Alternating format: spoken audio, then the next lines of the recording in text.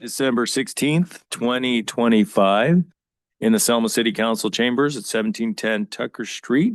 Considerably warmer than our last meeting, which was, like the city manager said, a meat locker. Tonight it's a little better. We're at 1710 Tucker Street, Selma, California, 93662.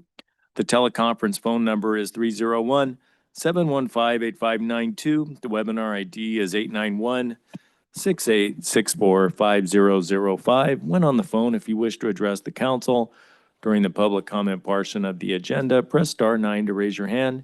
We'll select you from the meeting queue. Press star 6 to unmute and mute yourself.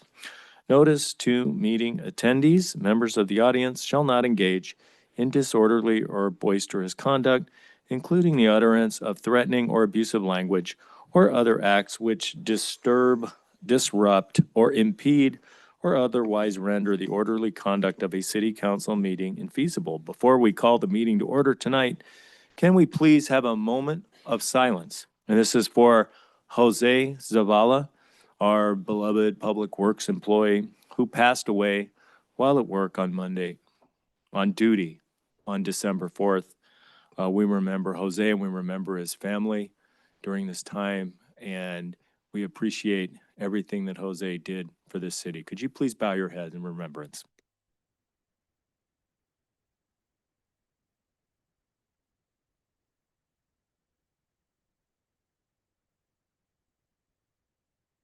Thank you. Our thoughts and prayers go out to Jose's family. With that, we will move on to our invocation tonight with Pastor Jose Alvarez from the Iglesia Antioquia. Welcome, Pastor.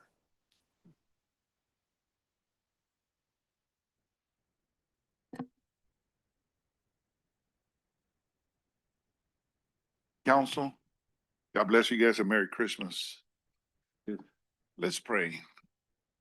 Heavenly Father, in the name of Jesus Christ, we just thank you, Heavenly Father. We thank you that we're so fortunate, Heavenly Father, that we live in the best nation on the face of this earth. We thank you that we get to do your works, Heavenly Father. And God, we just thank you for this board and for our mayor, Heavenly Father. And we just put them in your hands right now, Heavenly Father, as we go forward to do your work. We just ask you for your grace, your wisdom, and Heavenly Father, your Holy Spirit. We just put everything in your hands right now, Heavenly Father. We also, Heavenly Father, put the family of Jose, Heavenly Father, in your hands too, as they go through the first holiday without their loved ones. We just ask you that you give them the strength, that you give them the grace, and that you give them your divine presence so they can have, Heavenly Father, a great season, Heavenly Father, knowing that your son is in your hands. In the name of Jesus Christ, we thank you and we love you with all our hearts, and we all say, Amen. Amen. Thank God bless you guys.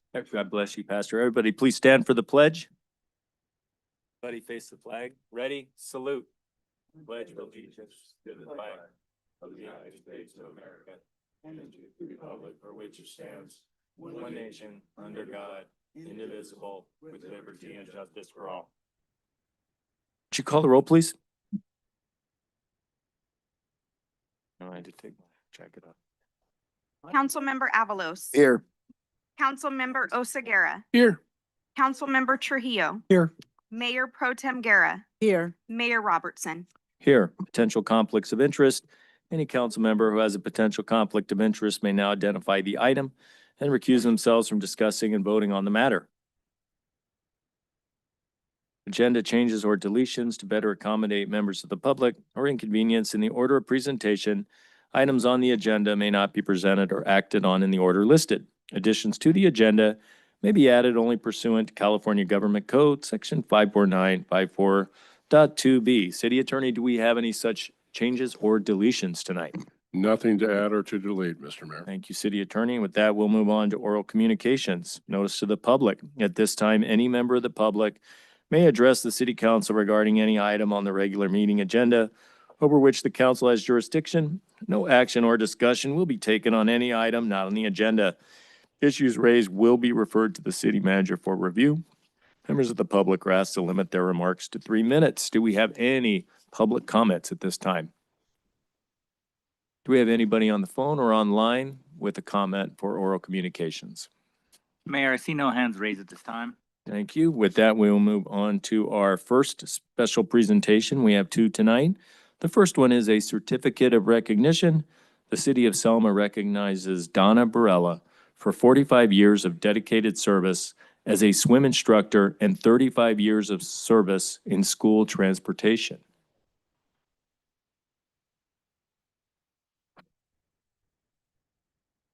We will make this presentation to Donna right now.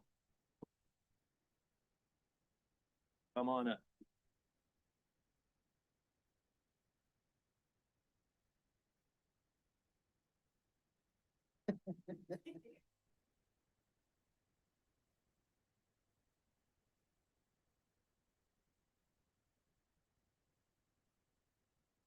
Come on back here. We're gonna. All right. Donna, I'm gonna read this. Jim set this up. Everyone in the community, thanks you very much for your lifetime of service in recognition of 45 years of dedicated service as a swim instructor in Selma, inspiring water safety, confidence, and lifelong skills in generations of children. Your commitment to youth and community programs reflect a lifetime of service that has made a lasting impact forever on your community. Donna, thank you for everything. Please come up.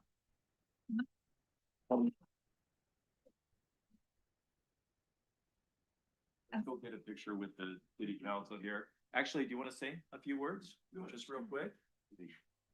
Go up and get a picture. Got 30 seconds? No. We can get him, Donna. I enjoyed swimming.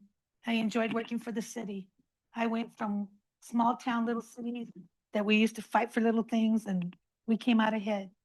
We never lost. They loved us out there. And I loved them. And I still do. But sometimes we get sick and we can't keep going. So I can just do the best I can. Thank you. And on the other note, you do have future teachers now. Using to them. Donna. Grandson, yep. Okay, I'm going out and the ones coming in, second year for Destiny Rivera. Right? Stand up. Stand up. I have to get up. I know how, they won't get up. Christopher. Hi. Me, he did good. So you have two. They're doing good. They love it. Donna, on behalf of the council, you know, we, in our community, we find people in our community that we call them unique people. You are unique. You taught people in our community to learn how to swim. That way in life, we have a water polo team just out there behind us right now. You probably taught those kids how to swim. There, see? Oh, even Randy? Oh my God, okay.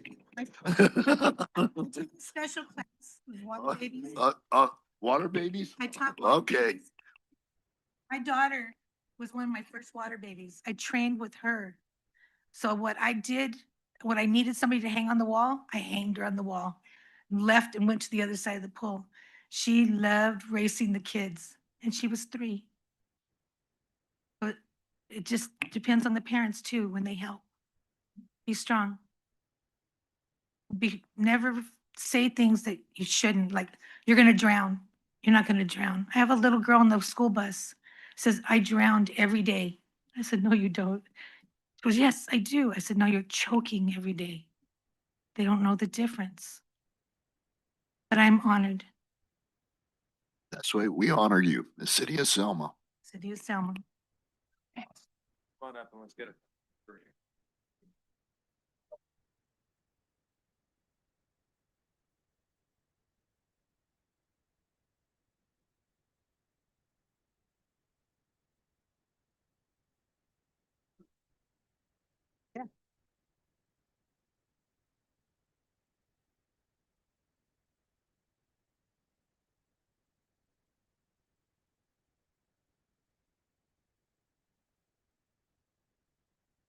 Thank you. You're part of us now, man. Can't get rid of us. Oh.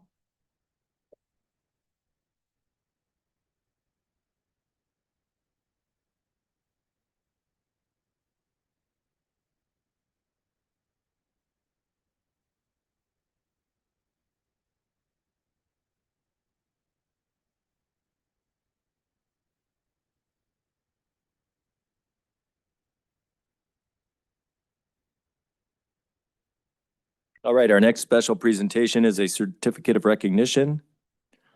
The City of Selma recognizes the outstanding accomplishments of the 2025-2026 Selma High School Boys Water Polo Team champions. I'll be presenting this tonight to Mr. Randy Israeli, the athletic director for Selma High. Let's go on down again, Councilman Avalos.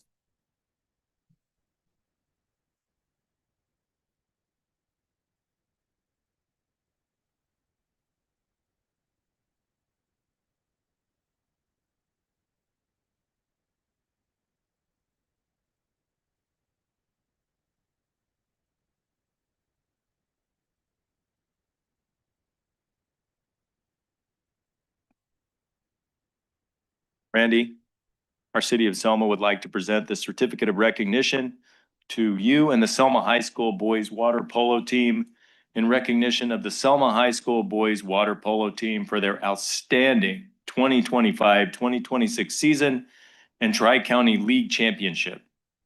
Your teamwork, discipline, and dedication represent excellence in student athletics and bring pride to the whole Selma community and city. Congratulations. You'd like to say a few words? Sure, I'm gonna say, sure, bring your coach. Yeah, I'm gonna bring him up here. Okay, so we'll make this as brief, but I do want to thank the council and mayor for having us and Councilmember Avalos, all his support this season. Just a few things about water polo. Water polo, we brought it back in 2014. It existed many, many years ago. So with our new complex, 2014, we brought it back. We've had some bumps in the roads, but this group is small in numbers, but huge in heart. They're 16-8 this season, 9-0 in the league, and our first ever boys water polo championship for the Tri-County Conference. And Coach Valdez will come up and introduce and say a few words as well. But just a side note, Coach Valdez is an alumni and graduated in 22. He has now coached one more year than he played. He's our fourth year coach, and he played for 3 years at Selma High School. So Marcus has done a wonderful job leading these young men, and it's a tough sport. It's a grind, and our aquatics program is growing, but he's part of that as well. And we're committed to continue making it grow. Obviously, our pool is brand new, and so it was shut down, and that didn't help us for the time. But it's absolutely beautiful, and these individuals got to accomplish something for the first time in Selma High School history. So thank you for having us. Coach Valdez, do you want to come forward and say a few words on the troops? And again, thank you for having us, and I hope we're back for a few more championships. That's the goal anyway.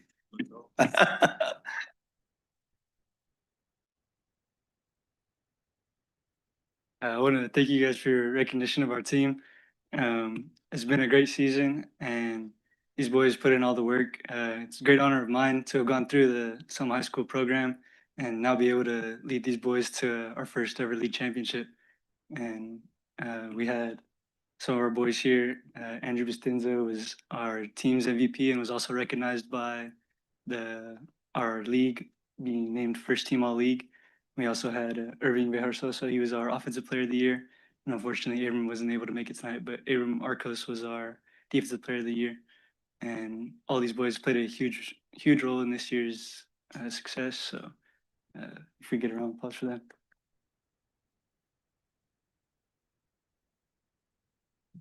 You guys want to step up? Yeah, let's get a picture. You guys come up and.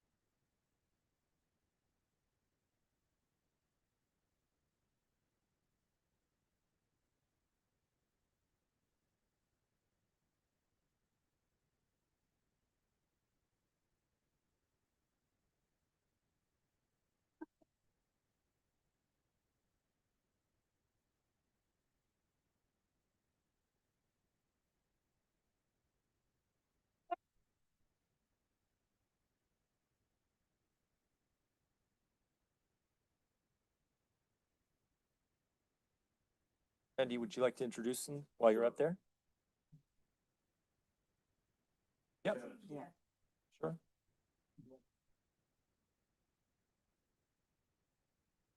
Parents that are here? Name them, just name them. Name the team. Oh, the players. Okay, Marcus will do that. Got you. Marcus will introduce all of the players. Yes. Coach, I didn't know who, yeah. So I'll just go from left go. to right. There you go. We'll have, we have Buddy Kauser, we have Jaden Apodaca, Nick Alcantar, Lucian Beavers, Andrew Bustinza, Irving Vejarsosa, Marcus Mora, and Dylan Paulos. All right.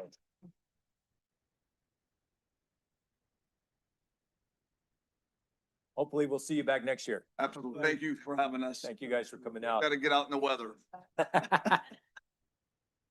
Congratulations. See you, Nick. Bye-bye. Good job, Nick. Okay. I was having a communications director setting up a photo like that. Good job. Okay, we're going to now move on from the special presentations calendar to the consent calendar. All items listed under the consent calendar category are considered routine. The complete consent calendar will be enacted by one motion by roll call vote. For purposes of discussion, any council member may have an item removed from the consent calendar and made part of the regular agenda. The council can then approve the remainder of the consent calendar. Does council have an item or items they would like removed tonight from the consent calendar?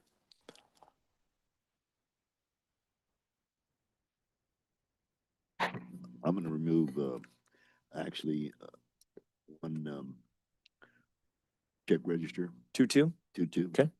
Is there a motion to approve items 2-1 and 2-3? I'll make a motion. Second?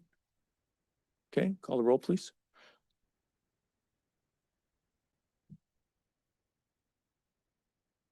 Mayor Pro Tem Guerra, Yes. Councilmember Trujillo, Yes. Councilmember Avalos, Yes, Councilmember Oseguera, Yes. Mayor Robertson. Yes. Item 2-2. yeah, you know, today, I, questioned, item cal card, the, number 88535 What page is that? for $69,402.48.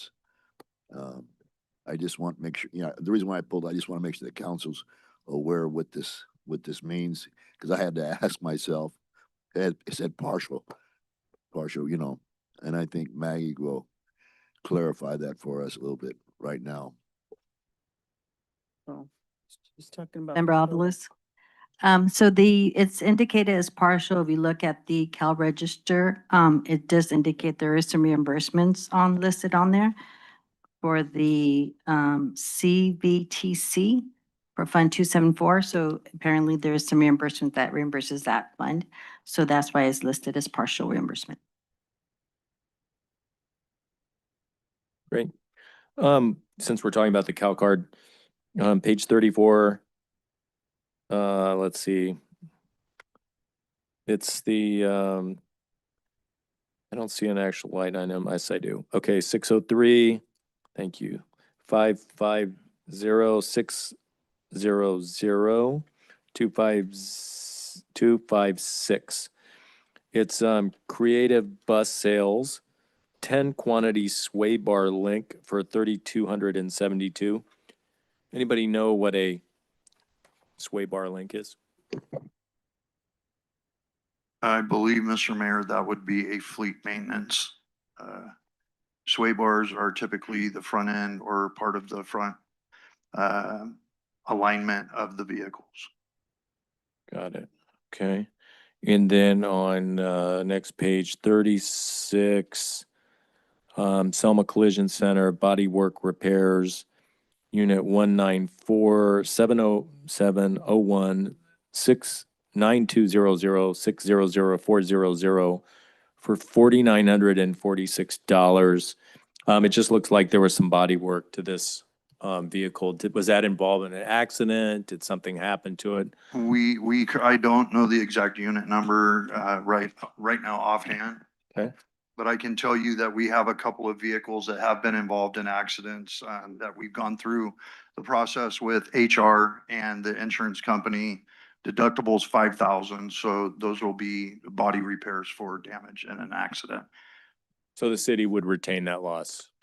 If it's, yes, Okay. I don't have all the information in front of me, but depending on what the accident entailed and who was at fault and all that, and I don't have that information, but. Got it. Mayor, if I may, that's a vehicle that was rear-ended and we're seeking, that our deductible back from the person that rear-ended us.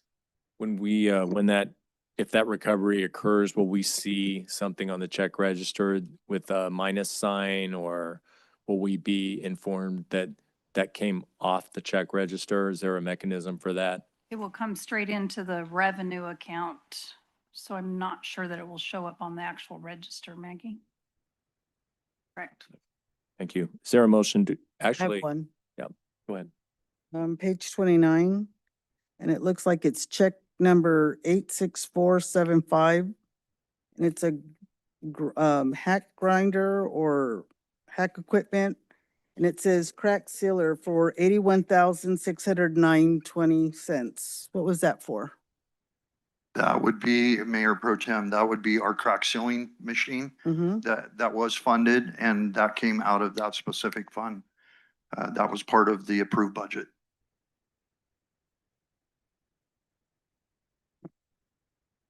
Just real quick, that is part of our road maintenance program to do crack sealing. Okay, it wasn't safe for the roads. Correct. Okay. Thank you. Any items from the public you would like to have explained from the check register? Anybody online or on the phone with an item from the check register they would like to discuss? Mayor, I see no hands raised at this time. Thank you. With that, is there a motion to approve item 2.2? I make a motion. Second. Call the roll, please.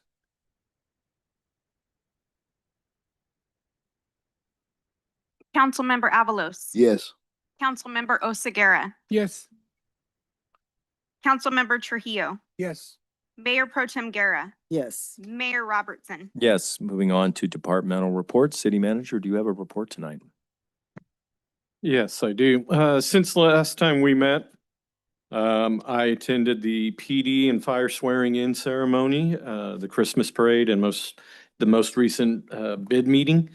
I've also met with a few different developers to get more familiar with some of their ongoing projects in town. And then I've been reviewing standard operating procedures for various departments and have begun comprehensive reviews on long-term consultant agreements. The advertisement for the vacant community development director closes this Thursday. I was told earlier today that to date we have 9 applicants that have submitted so far. And then finally, and I'm sure Director Hahn will discuss, and you mentioned earlier, Mr. Mayor, but I also wanted to give my sincere condolences to the family of Jose Zavala and our Public Works team. Thank you, city manager. City attorney? Yes, Mr. Mayor, on December 11th, I sent you a memorandum and a resolution. The resolution is one that simply directs that a policy be adopted at our animal shelter that allows for pickup and drop-offs of stray, abandoned, injured, or running at large animals, both cats and dogs. And it also imposes a policy that there is to be a person on call during off hours of the shelter. And that person is to be on call for that very purpose, to accept pickup or drop off of stray animals that are found within the city. As with any policy that impacts the terms and conditions of employment, you are bound by the Myers-Marias-Brown Act, which is known as the MMBA. That's the act that requires you to negotiate in good faith with your employee organizations, that sort of thing. With respect to a policy that is adopted by the city council by resolution or by ordinance, if it affects the terms and conditions of employment of any bargaining unit, we need to notify that bargaining unit of the council's intent to consider adoption of that policy or resolution or ordinance. And we need to give them the opportunity to request and to meet with the city council if they so desire. You're not technically required to negotiate over anything. It's a notice and opportunity to be heard type of procedure, but you could not put that policy on this agenda. So if the resolution that I've given the council is acceptable to the council, I would simply send that to the relevant bargaining units and apprise them that the council intends to consider adoption of that resolution and that they have the opportunity to meet with you if that's what they want to do. Thank you, City Attorney. So if we have consensus tonight, you will send that resolution and then that resolution will appear on the next agenda, the next council meeting? Presumably, depending on how they respond. Is there council consensus to send that resolution to the collective bargaining unit that represents the shelter employees Yes. regarding the policy changes? Okay. Thank you, City Attorney. And that's what I shall do. Thank you. All right. And our next report is from Fire Chief Webster. Good evening, Mayor and Council. In last week's weekly activity report provided by the city manager, I provided you all a memo with an overview of an update of our ambulance billing procedures and an ongoing effort to resolve some disparities associated with a specific payer type. And I just wanted to give a just brief overview of that and then allow council to ask any questions that they may have regarding that.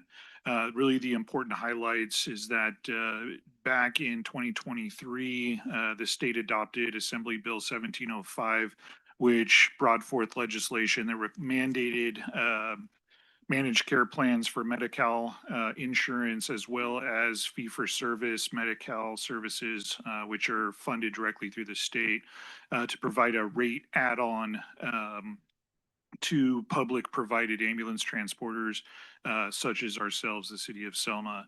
In that rate add-on would be included as part of the bill that gets paid for all of the ambulance trips that we offer for that specific payer mix. And over the course of the now coming up on 3 years, we've been going through the process of billing through that process specifically and recouping costs. In the last year or so, it was identified that a very specific payer mix that falls under Medi-Cal that doesn't occur very frequently was actually not being included in that rate add-on that is required. And so through correspondence and research, going back and forth with some higher ups with the Department of Healthcare Services up in Sacramento, we were finally able to receive resolution on the appropriate billing procedures and are now working through recouping those costs for the bills that have gone through over the course of the last 3 years. In that, again, it'll have to go through a billing process. We have some early estimated revenues from the backlog of roughly $300,000 of underpaid bills that have occurred over those years. That's not going to show up in a lump sum. We have to go through this very specific billing process that takes some time. And so we'll see that revenue as part of our ambulance billing that we see on our budget. And we'll recoup those over the remainder of this fiscal year and early into the following fiscal year as well. And then going forward, those that have that specific insurance coverage, which is a portion of Medicare and Medi-Cal, we will going forward be able to recoup that rate add-on that we receive. The PPGMT program is what it's called. Last year, the rate add-on was $1,064 roughly. In 2026, they've increased that rate add-on to just over $1,500, so a very significant increase. And so being able to recuperate or to receive the payment in full that is subject to that assembly bill is really important, one, to our revenues to ensure that we can continue to provide the service levels that we do. And so it was a pretty monumental achievement to be able to get that result from the state. And it's going to have an impact just not only on our city, but as well as the other public provider agencies within the state of California, because up until now, that specific payer mix, there was not a solution to how to bill for those properly. So any questions you may have, I'm happy to answer. So Chief, you mentioned that they will retroactively pay back the difference or the discrepancy of the rate pay? That is correct. And so in ambulance billing, there is a statute of limitations of 1 year to send a bill, but items that have been billed and actually have been partially paid, because there was a discrepancy in the actual billing process that occurred, we were able to go back and recoup those. And so we're in the beginning stages of starting to reprocess those bills through this specific process. And just the other question, Chief, who caught the error? It was an error that I caught. The implementation of this program was, it was very challenging. It started January 1st of 2023. That's prior to me starting here. I was working for the city of Dinuba at the time. The actual state guidance that went out to all of the plans that have to implement this new program went out on December 30th of 2022. And so there was 2 days to go through pages and pages of process, and for all of the insurance carriers to then change their financial processes to pay all these bills. And so it took about really 8 months to a year for the system to start paying these bills correctly. And so because it takes so long for ambulance bills to be paid, it takes up to about a year from the time the trip happens to the time we receive full payment. It's taken some time to identify that we're capturing all of the revenues that we should for the charges that we incur for those services.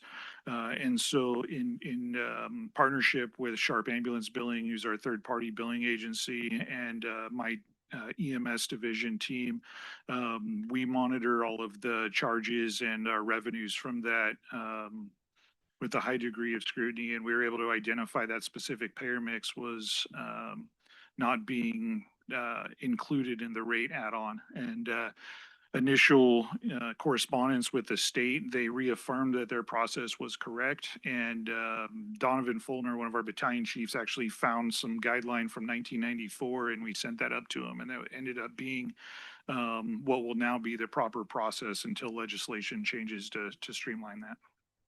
Great job, Chief. Thank you for your hard work and Donovan's hard work. Yep, thank you. That is a great job, and thank you for saving the city $300,000 and staying on top of it and not taking a no for an answer. You guys are have proven it now, second time this year that I've been a witness to. You really try to do the right thing, and you get to the right thing. It isn't always easy, but you find it. So thank you, Chief. Thanks for your leadership. Thanks for the folks in your department catching that. Thank you, Mayor. Okay, our next report is from Police Chief Alcaraz. Good evening, Mr. Mayor, members of the council. I'll make this quick and brief. We will have an upcoming DUI checkpoint on December 20th. So hopefully we can continue to keep our community safe with these events.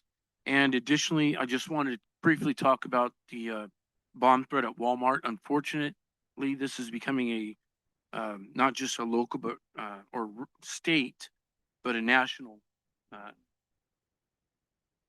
I guess, event that's happening everywhere. So we work closely with our local, state, and federal agencies, as well as Walmart, to ensure that we work diligently to get that business back open and make it safe as soon as possible. So that is all. Chief, thank you for having the second DUI checkpoint of the year during impactful holiday. Great that, maybe some lives are being saved. People are going to be able to make it home for the holidays that otherwise might not have. So thank you for doing that. Absolutely. Also, you'll see how we patrol in the area as well on that evening to also assist in those efforts. Thank you. Public Works Director Hahn. Thank you, Mr. Mayor, members of the council. I'd like to start with thanking you, Mr. Mayor, for giving us that moment of silence to remember Jose Zavala. This has been a tragic event for our Public Works family. And just to give an update real quick for any of the public, the family would openly invite anyone that would like to celebrate in Jose's life. Services are starting tomorrow. There will be a viewing right here at the local funeral home, Thomas Marcus, and that will be from, I believe, 3 to 6 or 3 to 7 tomorrow. And then we will have the rosary and the service at St. Joseph's on Thursday, starting at 9 a.m. Public Works will be fully attending that. Our entire family will be there to support his family. I have to mention that not only was it brought up by Pastor Joe, which I appreciate his prayers for the family, the Zavala family as well, but tomorrow would have been not only going into the holiday seasons, but tomorrow would have been Jose's 58th birthday. And so the impact to his family is just huge. So appreciate all of the outreach I've received right from the get-go, from the mayor, from other council members, members of our staff, and the public have all reached out. People that have shared their condolences. So I'd like to say thank you again for that. And please continue to pray for support for that family. The only thing I have to report is that we have completed downtown removing the steel plates and backfilling those items. I did attend the bid committee meeting as a speaker with Director Moreno and the bid committee. We talked about some different things down there, and we moved forward with what we kind of discussed that night. So that has been completed, and we will continue working on a permanent plan for that downtown, which will include city standards in our second phase of the standard revision that we're doing to give clear direction for any future CIPs and what the ultimate big picture goal is for the downtown district. And that Great. is all I have to Thanks for report. your leadership, Director. Really tough time.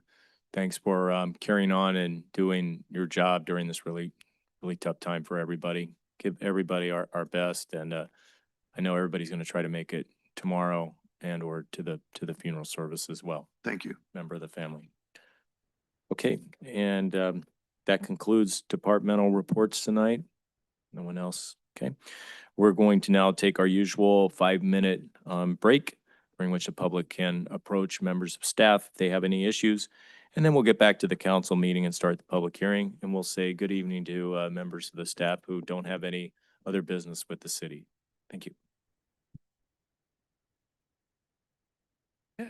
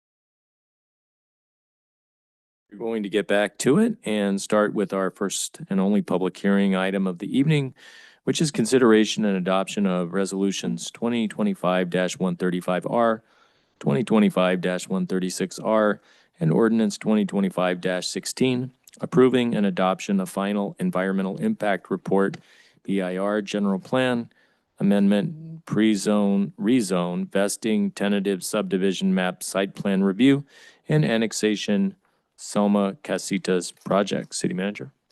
Yes, thank you, Mayor and members of the council. This item is for consideration of the Selma Casitas project, including certification of the final environmental impact report, or EIR, and the associated land use entitlements. The actions before council include a general plan amendment, pre-zoning, vesting, tentative subdivision map, site plan review, and initiation of annexation for approximately 75 acres located at Floral and Stillman. The final EIR evaluated a full range of environmental topics and identifies mitigation measures required of the project. Most impacts can be reduced to less than significant levels per the EIR. However, several areas, specifically operational air quality, greenhouse gas emissions, and cumulative vehicle miles traveled, or VMT, remain significant and unavoidable.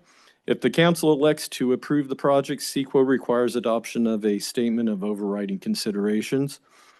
In terms of circulation, the project is required to construct frontage improvements along Floral, Stillman, and Fancher, as well as sidewalks, bikeways, and other public infrastructure. The project also requires fair share financial contributions toward several off-site intersection improvements identified in the Traffic Impact Analysis, or TIA. And so at this time, I will turn the presentation over to the applicant, who will walk through the project description, site plan, and proposed improvements. And then staff will answer questions afterwards from council. Thank you. Good evening and Merry Christmas, Mr. Mayor and members of the council. My name is Sal Gonzalez, and representing the developer, that's River Park Properties. Wanted to first take a moment to say thank you for all of the work on behalf of the staff that we've been working over for some time, and simply wanted to say thank you. You've taken the time and your staff has been very good to work with. I want to introduce got a time limit here. So I want to introduce the members of our team. First is Scott Beck, who's the architect of record, who's here with us tonight. Keith Jolly is our civil engineer with Morton Patello. Jose Benavidez, traffic engineer with JLB.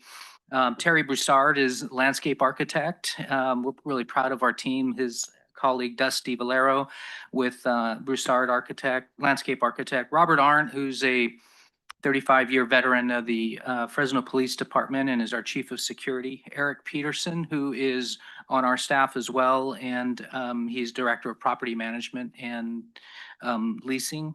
Santana Olguin, facilities director. Adon Garcia, the project manager. Jaquan, representing Turner Security. Sam Bogdanovich, who's our leasing broker, and of course, former supervisor Henry Perea is also on our team. And then online, she wasn't able to make it, is Charity Schiller, with partner at Best Best and Krieger, our counsel who helps us work our way through projects. So let me just start out. We'll get through pretty rapidly the first few because I think we've seen this a time or two. We're going to just touch on site location, previous work from our firm, prohibited uses, the actual project Casitas Selma, traffic and circulation, and relief. And so we can go to the next one. Site location, I think by now it's well known that we're on the west side of Highway 99 and abutting Floral Avenue. We're on the south side there. You can see the site plan juxtaposed, and then we thought we'd outline it here on an aerial to help illustrate where we're at. This is the site plan rendered up with the Central Park, which you'll hear Terry and talk a little bit about, and you'll see the housing units, but we consider this a mixed-use project. Let's go. Our previous work. So a couple of notes here. We've developed over several decades. You're familiar with River Park. River Park is actually mixing of a number of uses. I think they took down about 2,000 acres earlier on and developed. You're probably familiar with the retail side of this regional shopping center. Let's keep going. Our methodology, our approach, we tend to like to, Mr. Cashin likes to develop the infrastructure first. We think it's better continuity for communities. And as we look around for matches, we think Selma is a wonderful place to be should you allow us to develop here. This is the village at River Park. And so this is the office product that we developed. Let's go. If River Park was pretty sizable, this is a master plan on the campus of Fresno State. It's roughly 42 acres. The home of the Maya Theater, there's about 1,000 beds of student housing, 141 units of workforce housing that's considered affordable. It's an 80-20 split.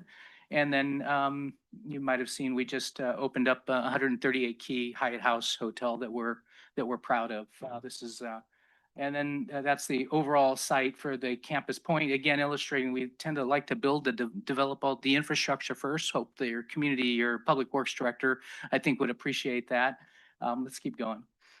And then in the southeast quadrant of the city, we've developed or are in the process of developing the Fancher Creek Town Center. We just opened a Target off of Clovis Avenue. It's been a little bit busy the last few months. We just opened Target, Sprouts, In-N-Out. And this is the overall neighborhood for the Fancher Creek Master Plan. So River Park, Campus Point, and Fancher Creek through a number of partnerships. This is some shots of the 142 units of senior market rate housing that we have on the campus of Fresno State to give you some idea of amenities. This is Palmia, the workforce housing, and then Palazzo, the student housing.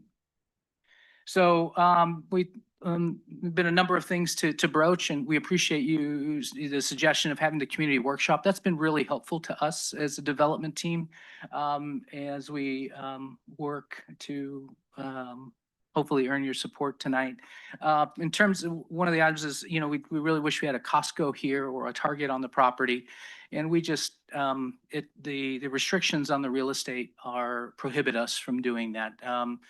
Our ownership group has developed, I think, 52 Costcos in California, and we're a little bit used to it working with the larger retailers, but that's it's not in the cards for this real estate. And as an aside, in the event that the real estate was sold, if someone were to come to me and say, perhaps your city manager, and say, hey, I'd like to buy the property from you, we have a different idea. The restrictions run with the land. And so these restrictions would carry on to the next owner. We can't get rid of them. So let's talk a little bit about the actual project, given a little bit of our background, where you're at. And Scott Beck is a longtime architect with our firm, and he's going to walk us through for just a few minutes. Thanks, Alan. I'm Scott Beck. I'm the architect. Just to give you a brief overview of the project, it's 39 acres. As Sal explained, the project consists of breaking down 3.5 acres for public parks, about 5 acres for 120 affordable senior units, 7 acres for 180 multifamily affordable units, 11 acres for 300 market rate family units, another 5.6 acres for commercial uses, including retail, fast food, and 100 key hotel. Next slide. This is just an overview showing how the project is arranged. To the north is the retail along Floral, leaving us the housing that surrounds the major park, which Terry will talk about a little bit more later. And that's kind of the overview. Here's just a little bit of a sample of what we think the scale would look like for the affordable housing units, just a starting the boys. So Sal, back to you. All right. So we also entertained, along with, can you put a Costco there? And Walmart has a lot more attorneys than we do, and we couldn't be able to fight them off. But the question is, affordable housing and, what is that? So we'll just start out by, we understand that the city of Selma in your regional housing needs allocation needs somewhere around just under 1,500 housing units as you prepare for the future.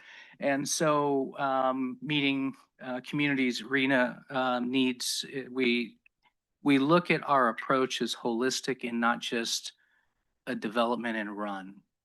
We like to be a part of the community, and we're very proud of the consistency of the quality of our development and then the maintenance of it. And so we look at everything.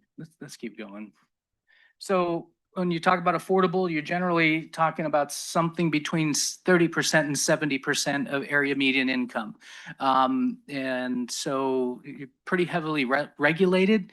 I've found that, the affordable housing is, really regulated. It's how we're going to get to the housing stock that we need over the next decades in California. I'm not sure because it's pretty difficult. And so what does this mean? It means somebody earning, so in Selma, it's about $56,000 a year. And so if you're making 30% of that, you're talking about 16 to 17,000, up to 70% is just under $40,000, and that'll fluctuate a little bit. And so who are these folks? These are my family members. These are people that we work with every day, hardworking folks who have good jobs. It just that the rents could be $500-$600 to $1,200-$1,300. It depends. The rents are actually set by the state, and so these are good, hardworking people. Many of them just right around us. Keep going. This is what affordable housing, Delray is just a stone's throw away, and you might have seen that this is kind of traditionally what we think of in terms of affordable housing. And this is an affordable housing project that is in Delray, and it's always a little bit difficult to see this, but I am grateful because I used to live in that corner unit there in Delray. That's where I met Rudy. And there's a Boys and Girls Club there that's outstanding, by the way. And so that's kind of oftentimes what we think about. Having been involved in this business for a little while now, let's next slide. This is the affordable housing, workforce housing, we call it. Sarah's Court, it's 120 units. We just opened a little earlier this year, and you will see that there are significant amenities that come along with it. This is an aerial shot. That's Sarah's Court, a few different views there. You can see the playground and the highly amenitized. It's beautiful. Keep going. This is family housing. This is 180 units of senior housing that we have, and both of these are within the Fancher Creek Town Center. And this is 180 units. Both are fully performing, doing well, and you can see the planners, the community room, the services that are provided in there. Beautiful swimming pool, great landscaping. And we'll broach the security topic in a few minutes, but in this one, for example, there's talking about 17 surveillance cameras here to help make sure in terms of provide a good, secure environment. We can keep going.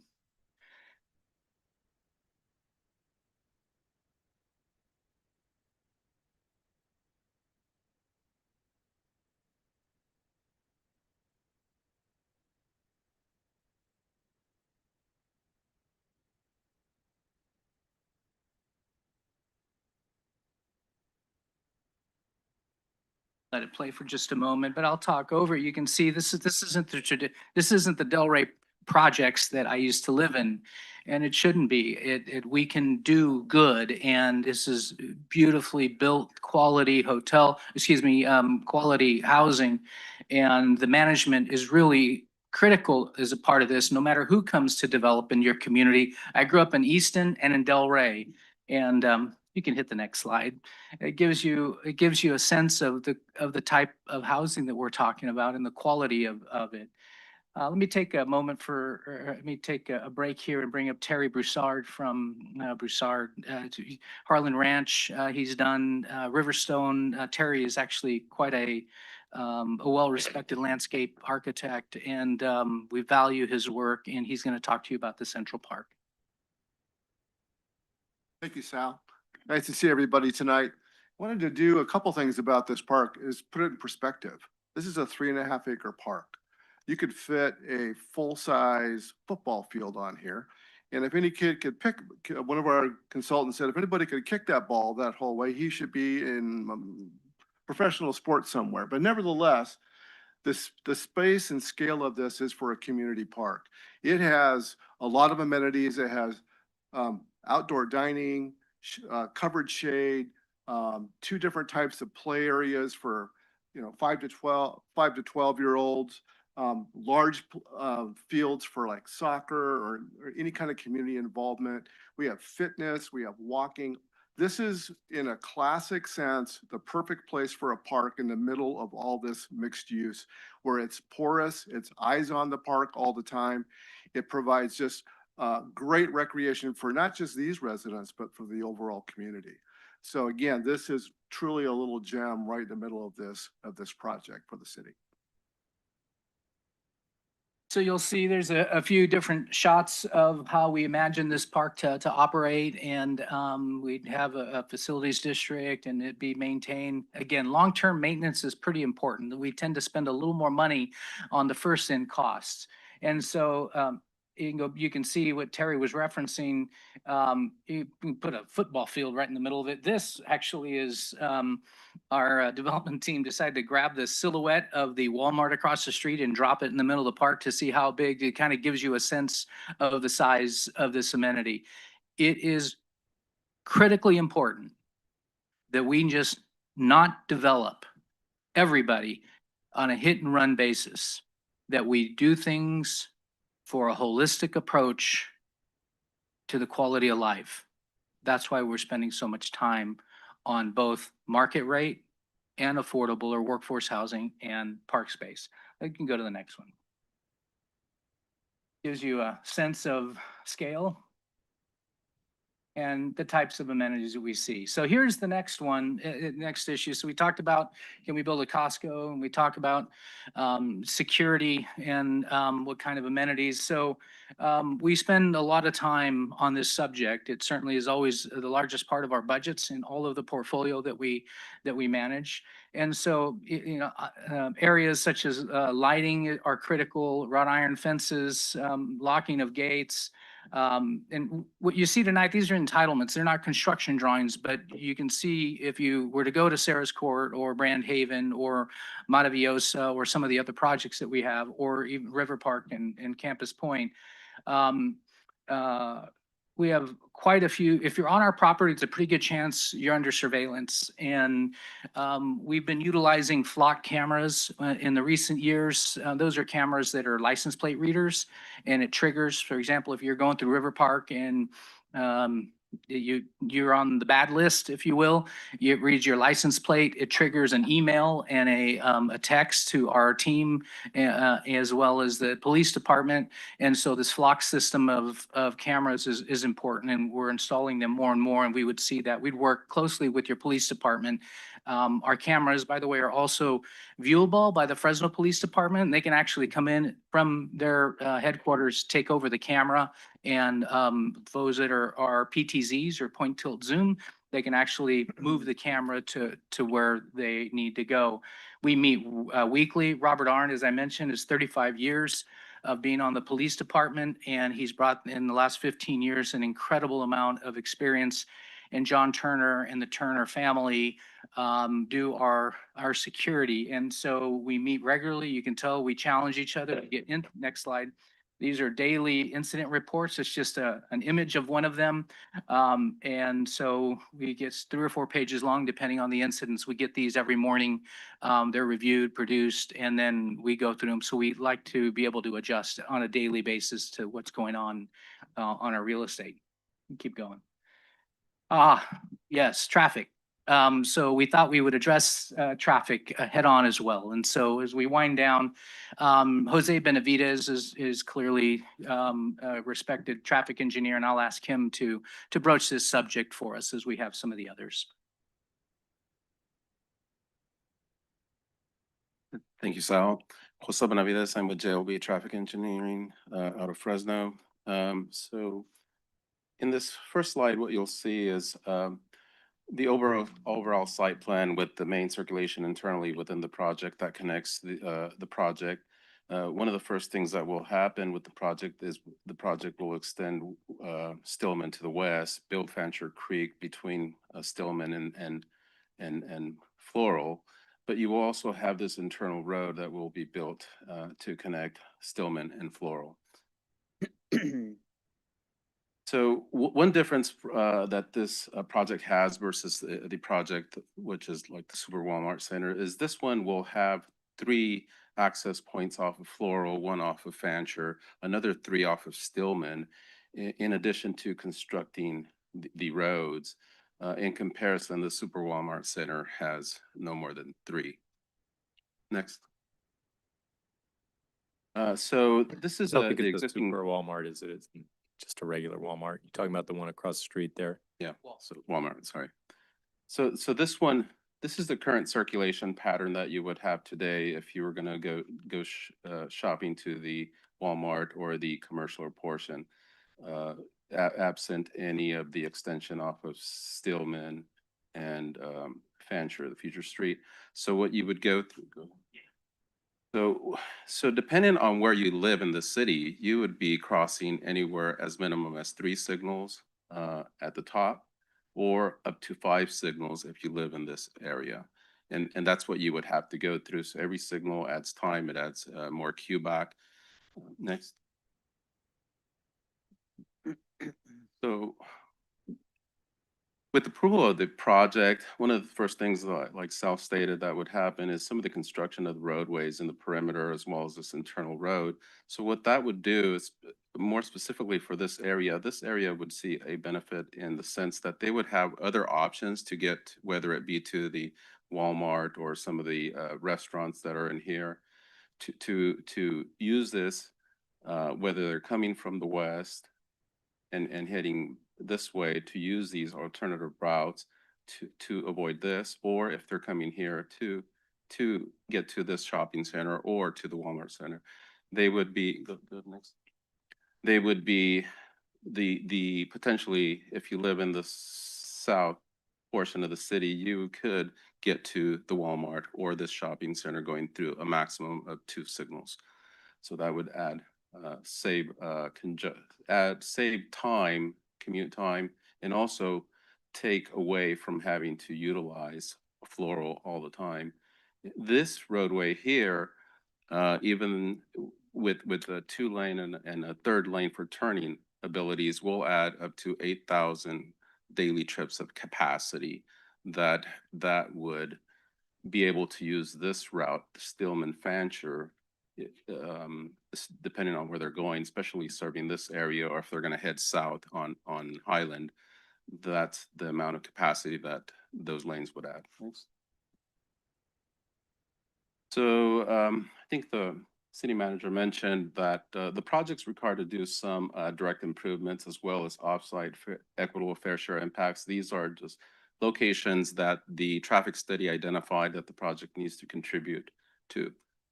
In some cases, the development of the adjacent roads and internal roads, modifications to this signal to be able to connect to it.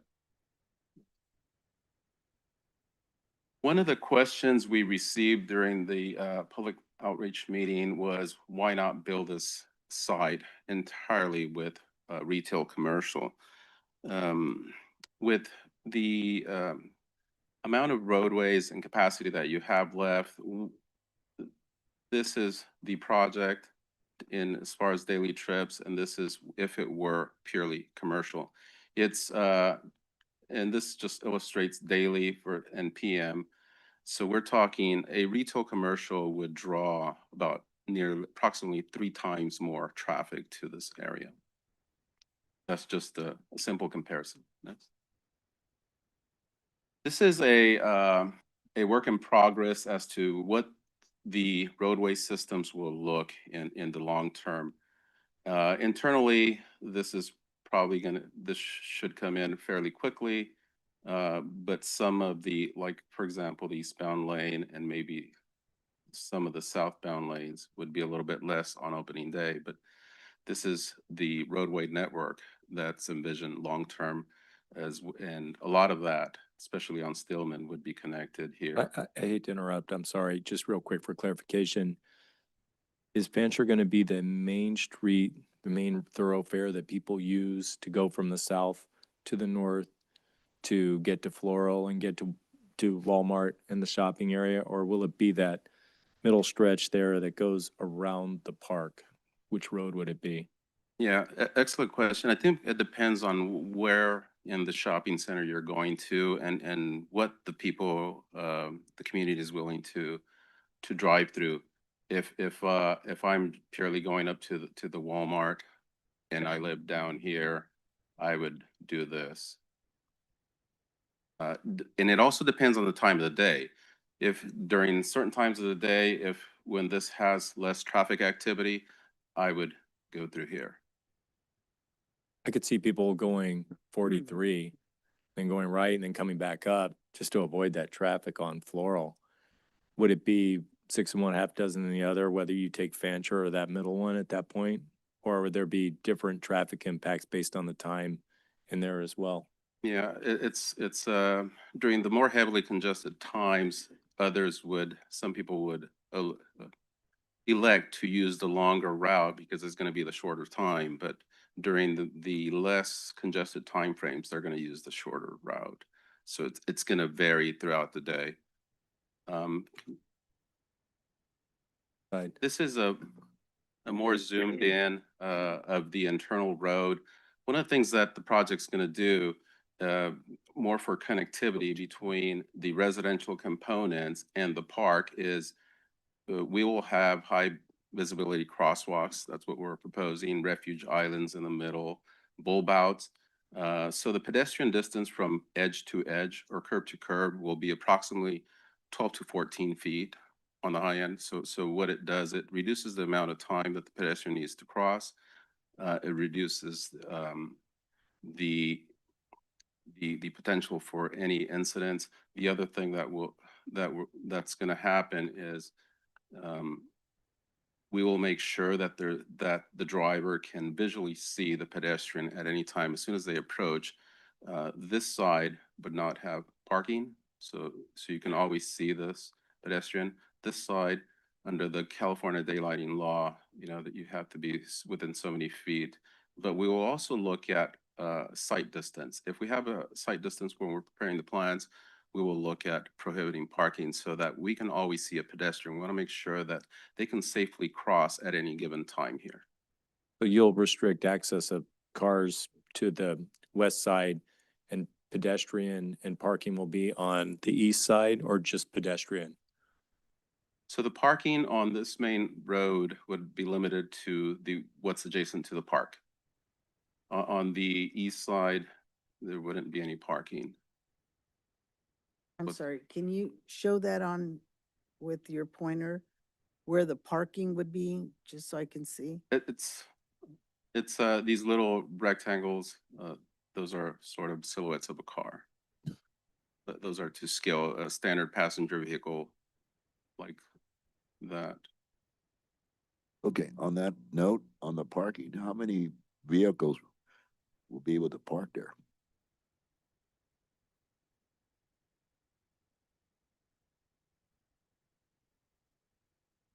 So, I mean, just on this side alone, we would have roughly 30 to 35 on this side. Now, on this minor street that has the residential, we would have parking on both sides. But the way this is going to function, these would be T intersections. So these minor streets would have to stop for the main north-south road here and here. This would be more of a local road with parking on both sides. Because the They concern is they're in the park. They've got to cross somewhere to get to the park. They've got to cross somewhere to get home. Yeah, so for all residentials, we have bulb outs with high visibility crosswalks. We will be making sure that there is appropriate sight distance from any of the vehicles to. And this is a pedestrians. public park, not just for residents. This is for anyone who wants to use it. That's my understanding. That's open to the general public. And on the other note, will you have handicap parking as well in that accessible area?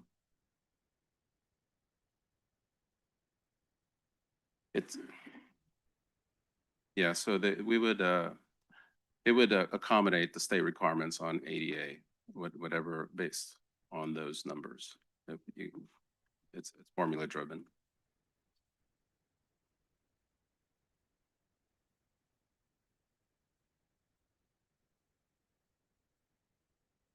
We don't want to, I'm not going to, obviously, we want to entertain all the questions, but also don't want to take all of your time. So in terms of a couple of things, Mr. Mayor and council, and we'll ask whatever questions you would like for sure.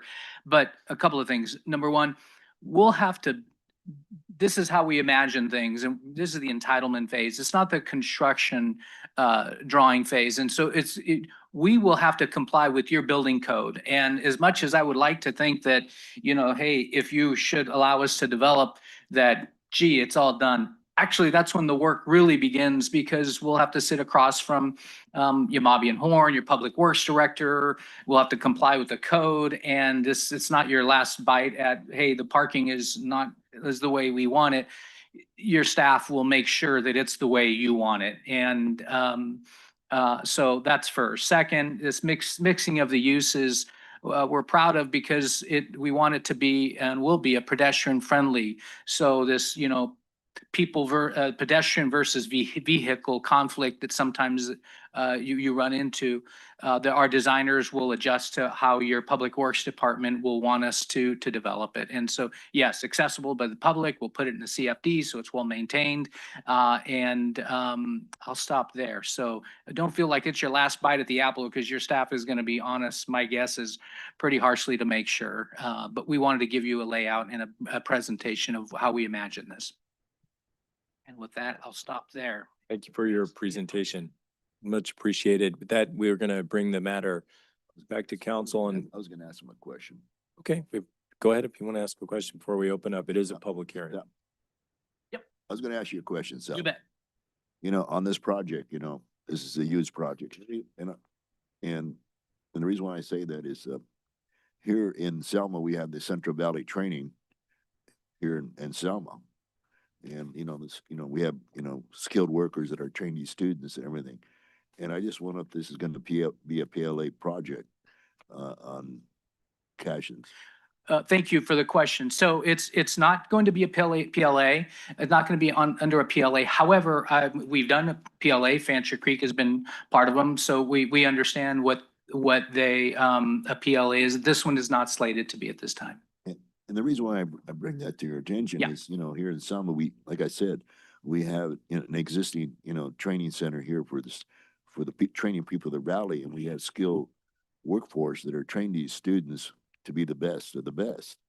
And, you know, we have the high-speed rail, you know, Fresno Economic Corporation here, workforce investment, you know, they training these students. And I just want to see if you're applicant to it, you know. Well, thank you. Let me say I this. know you come from a small town, Delray, Yep. Easton. I know those areas very well. Yeah.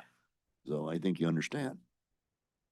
Absolutely. And what I would say is, in our projects, we've generally not forced to use union labor per se, but I will tell you, particularly when it comes to the MENPs, we use AC Electric, we use Patton, we've used a number, because the skilled labor that the labor organizations have produced through their technical training programs is incredible. And so I know this isn't a PLA negotiation here tonight, but I think what you're saying is, hey, we got a training center here, and we would certainly encourage the You know, we want you to be subcontractors. a, you know, partner to the deal, you know what I mean? I mean, it'd be logical. Understood. Okay. Got it. Thank you, Councilman, for bringing our attention to that. Thank you. Are there any questions before we open up the public hearing to the folks here who would also like to ask questions tonight? That we will open up the public hearing to the public and ask for public input at this time. Would anyone like to step forward and let their thoughts be known? Good evening, Mr. Mayor, members of the council, Dwight Nelson, 3400 McCall. Just a little bit of history. I personally, since Teresa was here as city manager, was the one that took Teresa out to this location. She knew nothing about it. I explained to her the history of it because I was the one that the city council back in 1995 asked me, more importantly, directed me to build the intersection at Highland Avenue and Stillman. And the intersection was built for 2 lanes going west on Stillman to DeWolf and 2 lanes coming back. So that's a 4-lane divided road. My first question is this planned to be a 4-lane divided road? It's a question I had. City manager, do you have an answer to that one? Yes, at full build out, not specifically of this project, but it will be a full arterial road as identified in the city's general plan and circulation element. This project is responsible for the frontage improvements related to that and then the easements for the rest of the road. And the Casitas project will bear their fair share of Correct. payments for that widening of that road to a 4-lane road. Is that correct? Not to the full 4-lane, right, Sal? 2-lane? It has to be a 4-lane road. It's 2-lane initially. As additional development comes and develops, say on the opposite side of Casitas, then they will be required to pay their fair share and improve and make that expansion. Got it. And I disagree because on the opposite side of the Casita project on Stillman is basically a ponding basin. The water district has a water tower. They're not going to improve that road. So Orchard, a maybe. 4-lane road is what that was designed for. And the first developer, whoever it is got to put that 4-lane road in. I don't. It's phased in. Just don't take away from his time. He'll get more time. Go ahead, Mr. Benavides. Did you have a response? Yeah. You're not losing your time, Dwight. Yeah. So as far as the design is contemplated right now, westbound, it's going to accommodate 2 westbound lanes, a median, 1 eastbound lane. And once the properties to the south develop, they would build that last 4th. So 3. Yeah. 3 lanes to start. 3 lanes to start. Thank you for that clarification. So we're going to be doing a 3-minute clock. Let's keep going. Okay. So when I took Teresa out and showed her that property about 5 years ago, I explained to her what the council's decision was in 95, Caltrans, traffic studies, everything about how important it was to create Stillman going 4 lanes from Highland all the way west to DeWolf. And the purpose of that was to allow traffic that is currently stuck on Floral to find an escape route, because Floral going under the freeway was such a problem, and the cost of trying to redo the overpass was going to be at that time $100 million. I don't know what it is today. And so that was really, really important to make sure that that happens. The next thing was, and I just want to give a little bit of history. Selma used to have the largest sales tax revenue per capita generated for the Fresno County area. I don't have any idea what that is today. Still is. But I know this, the McCall Avenue Shopping Center, built by Mr. Ted Eschwig, my father's firm built it. It's currently has gone from a complete shopping center of sales tax generating businesses now down to 50% of that. And what's moved into that shopping center is the Fresno County Business Office and a medical facility, taking away commercial sales tax dollars. The Selma Plaza Shopping Center, which used to be a vibrant, full shopping center, has now been decimated as well. So my concern is Selma has one area, that would handle Costco, and that's that property.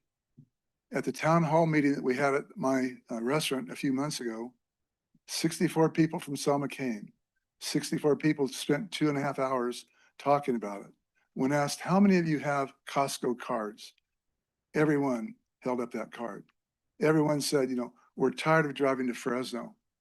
We're tired of driving to Clovis. We don't want to go to Hanford. When it's foggy, it's too dangerous. But it's really important. Costco is a big part of our lives. This property should be Costco. Second point, the wealthiest family in the United States is the Walton family. And I guarantee you not one of them has ever been in Selma. And the fact that they tried to do what they've done so far in saying you can't put anything else in that property that's commercial that'll compete with Walmart only hurts Selma. Okay. Secondly, one of the wealthiest families in Fresno and a great family are the Cashins. And that's great. They've done really great projects. But what they're planning for Selma is just like, please don't do that. I wish your police chief was here. He would tell you to put that many low-income people into row housing like they've got. I mean, it's just not what Selma needs to be. Got it. Thank Thanks you. for your input, Dwight. Appreciate it. Anybody else with public comment at this time? Anybody online or on the phone? Come on up. Teresa Salas. We've heard about no development in Selma for years and years. People have complained, Reedley and Dinuba and Kingsburg and even Fowler are running circles around us. We have a developer who has an excellent history. River Park, Campus Point, and now Fancher Creek. Those are not tiny projects, and they have not walked away from any of those projects. They're very involved in their projects. To have them consider putting this kind of a project in Selma, I think is a feather in our cap that we have what they're looking for to do this kind of development in Selma. We don't have housing. Until we put that infrastructure down Floral, nobody was building houses. Now we have Amberwood coming in. This is another big development of housing. I managed some apartments for about 10 years. They were market rate. I never had an empty apartment, ever. I mean, I didn't even have to put a sign out, word of mouth that I had an empty one and it was filled immediately. We don't have a lot of apartments in Selma. So having apartments that would cater not just to seniors, but to affordable housing and market rate. It's not just going to be low income. It's going to be a big variety of apartments available for people who, you all know what the housing market is like. I mean, a 1-bedroom apartment is going for $1,300 a month.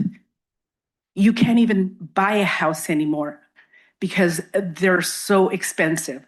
So we need to provide housing for not just the citizens of Selma, but if we want Selma to grow, we need to provide housing for other people who want to live in Selma.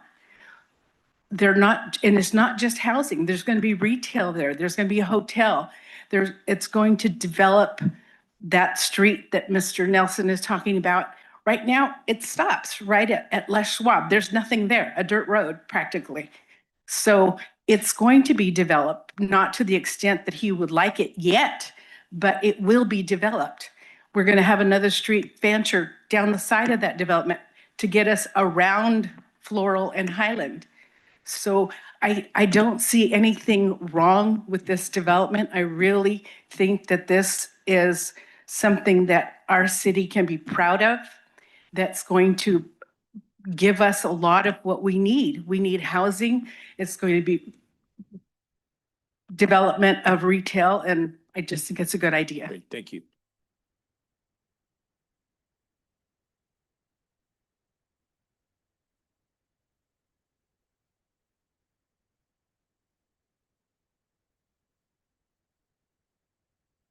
Sandy Nicewander, 1701 Dinuba Avenue. I'd like to affirm what Teresa said and that this is a good project of mixed use for this community. It has housing, it has a park, it has addressed traffic issues. It is bringing in another level of needs and satisfying those needs to our community. It has commercial. It has a variety of things. Along with, it is meeting the criteria of the limitations that was put on the property, limitations that cannot be removed. But yet they're bringing in a project that will benefit this community as long as you have open minds and realize that they've addressed the traffic issues, that they're looking at the security issues. They're working with our police department, our public works, all of our departments to make sure that this is a good project for our community. And I sincerely hope that you debate or consider this project as a positive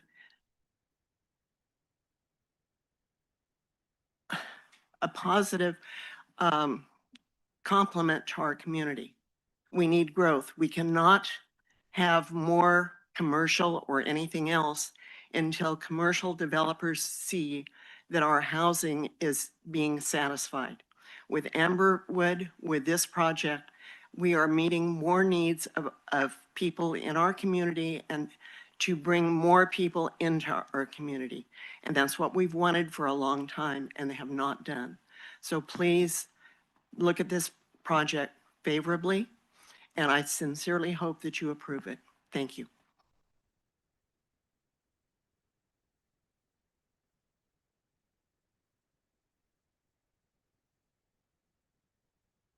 Lorraine Avalos, McCall Village.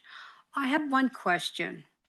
Okay, on Stillman, you have United Health on this side, you have Kaiser on this side, and then you have the shopping center here, and the traffic comes through.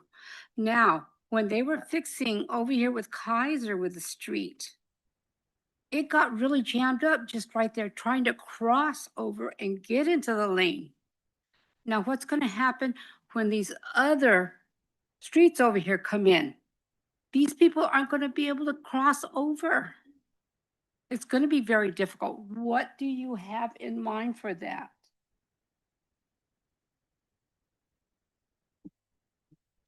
The developing Stillman? Mr. Benavides?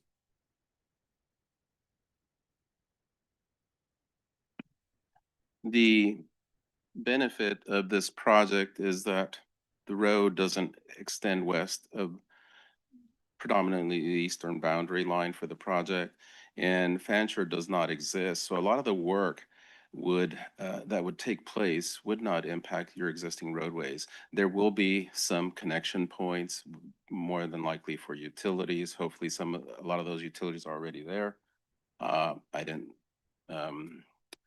Keith Jolly is working on the utilities, but a lot of the work will take place without impacting your existing roadway systems right now that are currently in place. They will have some frontage improvements on Floral, a little bit on the west side. But for the most part, you won't see the typical impacts that projects bring when all the existing roadways already exist. Anybody else with a comment? Anybody online or on the phone with a comment? Mayor, I see no hands raised at this time. That we will close the public hearing, bring the matter back to council. Does council have any questions, further questions or comments at this time? I have a few, just, Sal, can you just reiterate, just on the record for clarification, to confirm that the housing elements here, and I think I just wrote it down, just to confirm, that you mentioned 120 would be senior living, 180 will be affordable housing, and then 300 will be family living. Is that correct? If I can just restate that, 300 affordable, and of the 300, 120 senior affordable, and then what we call 180 family affordables. Yeah. And then the balance will be market rate housing. Does that help? Helps. Thank you so much. You're welcome. And then the other thing, you mentioned about the security. Can you elaborate on the security? Because I think that's where folks are getting a little bit hung up on that, you know, they just think of low income. Yeah. And what comes with it, you know. Sure. Let's elaborate on your, what we consider a high, you guys have some of the best security, you know. Thank you, Mayor Pro Tem. I will say I agree with that statement. I will also say that it takes a lot of hard work. And so sometimes you'll hear me a little fidgety, or if you see me during the day, it's because we're constantly, Robert Arndt and I, to begin with, are in communication probably 7 days a week. And because sometimes it's just out of, hey, is anything going on in the shopping center or at Grand Haven or at Sarah's Court? So that's the soft side, meaning our communication is pretty critical. Robert has a once a year, we started this security roundtable where we bring in, it'll happen in late January, and we sit down with Fresno State PD, with FPD, with all the law enforcement agencies. And what we do is we, for about 2 hours, the first 20, 30 minutes, Robert lays out our security plan, where our surveillance cameras are, our beat for the Turner guards, lays it all out. And then what we do, and we'll do, should you allow us, and it is an opportunity to be here. That's very kind of you. It would be a pleasure to be a part of this community. What we do is then ask the law enforcement officials to shoot holes in our security plan. For example, you've been to River Park. You know that there is in the central area through El Paso, we hung a surveillance camera up at the top of the pole. Now, of course, the investigator in that course of the meeting said, "That's great. You hung the surveillance camera, and it's going to take a shot of the rooftops, and you can point this security camera down. But what we really need is you need a camera, and you need it lower so that it can catch the plates." That's the kind of intensity that we, and of course, within a matter of weeks, we ordered the camera, we put it at the height that was recommended. So the hardware, meaning surveillance, and that's not the answer to everything. The answer is, are you going to manage it, and are you going to be diligent about it, and are you going to constantly focus in to ask the questions and challenge yourself? That's really the critical point. And the answer is yes, whether it's the appropriate amount of hard equipment or soft responses, meaning constant communication. We pour through, and it's hard. We have tenant contacts, we knock on doors, we have the annual roundtable at Fresno State Campus Point. We have quarterly meetings. You check all that out with the Fresno State PD. We bring the property management staff in, and every Monday morning, we meet with our property management staff. Trying to give you a flavor.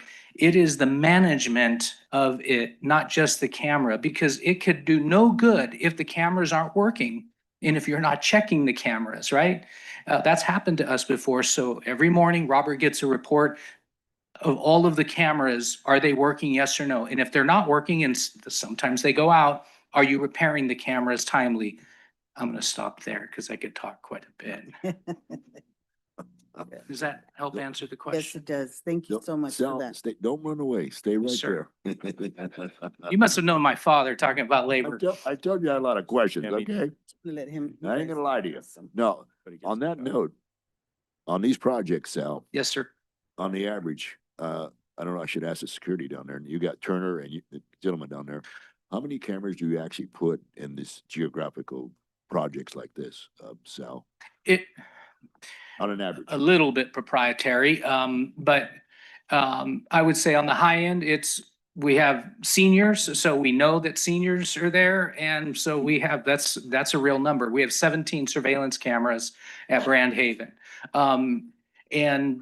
So it depends on the layout. So what'll happen, I don't know that I have an answer for you, council member, but I don't know that there's any less than 5 cameras, depending on where we're at. And I would say on the high end, 17. I could tell you we're probably over 200 surveillance cameras and lenses throughout the portfolio.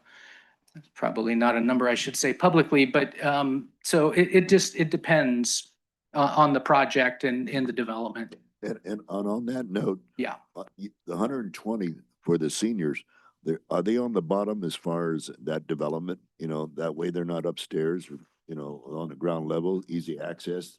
Actually, I'm very glad you brought that up. So Brand Haven, you're talking about the 120 Yeah. proposed? Yeah. This 3-story proposed. And one thing that we learned, and I really mean it, I appreciate you having us go through the workshop, because there was concern in the community about, are you going to have elevators? Because, you know, if somebody's elderly, to walk up 2 flights of stairs is just going to be too difficult. So a couple of things. Number one is Scott is already contemplating how to get the parking closer to the units, number one. So 3 stories to answer your question, but how to get the parking closer to reduce the level of walking that would be needed to go from your vehicle to you're carrying groceries. You might be older in age and it's difficult. And then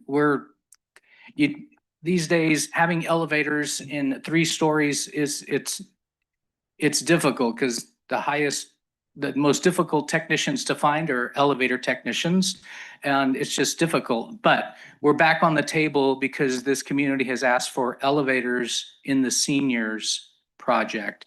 And so I've talked to the property manager already to say, okay, look, talk to Scott. On the seniors ones, it may very well be best served to have elevators in there. He hasn't done the construction drawings yet, but the answer is no, they're not going to be 1 story. They're slated to be 3 story.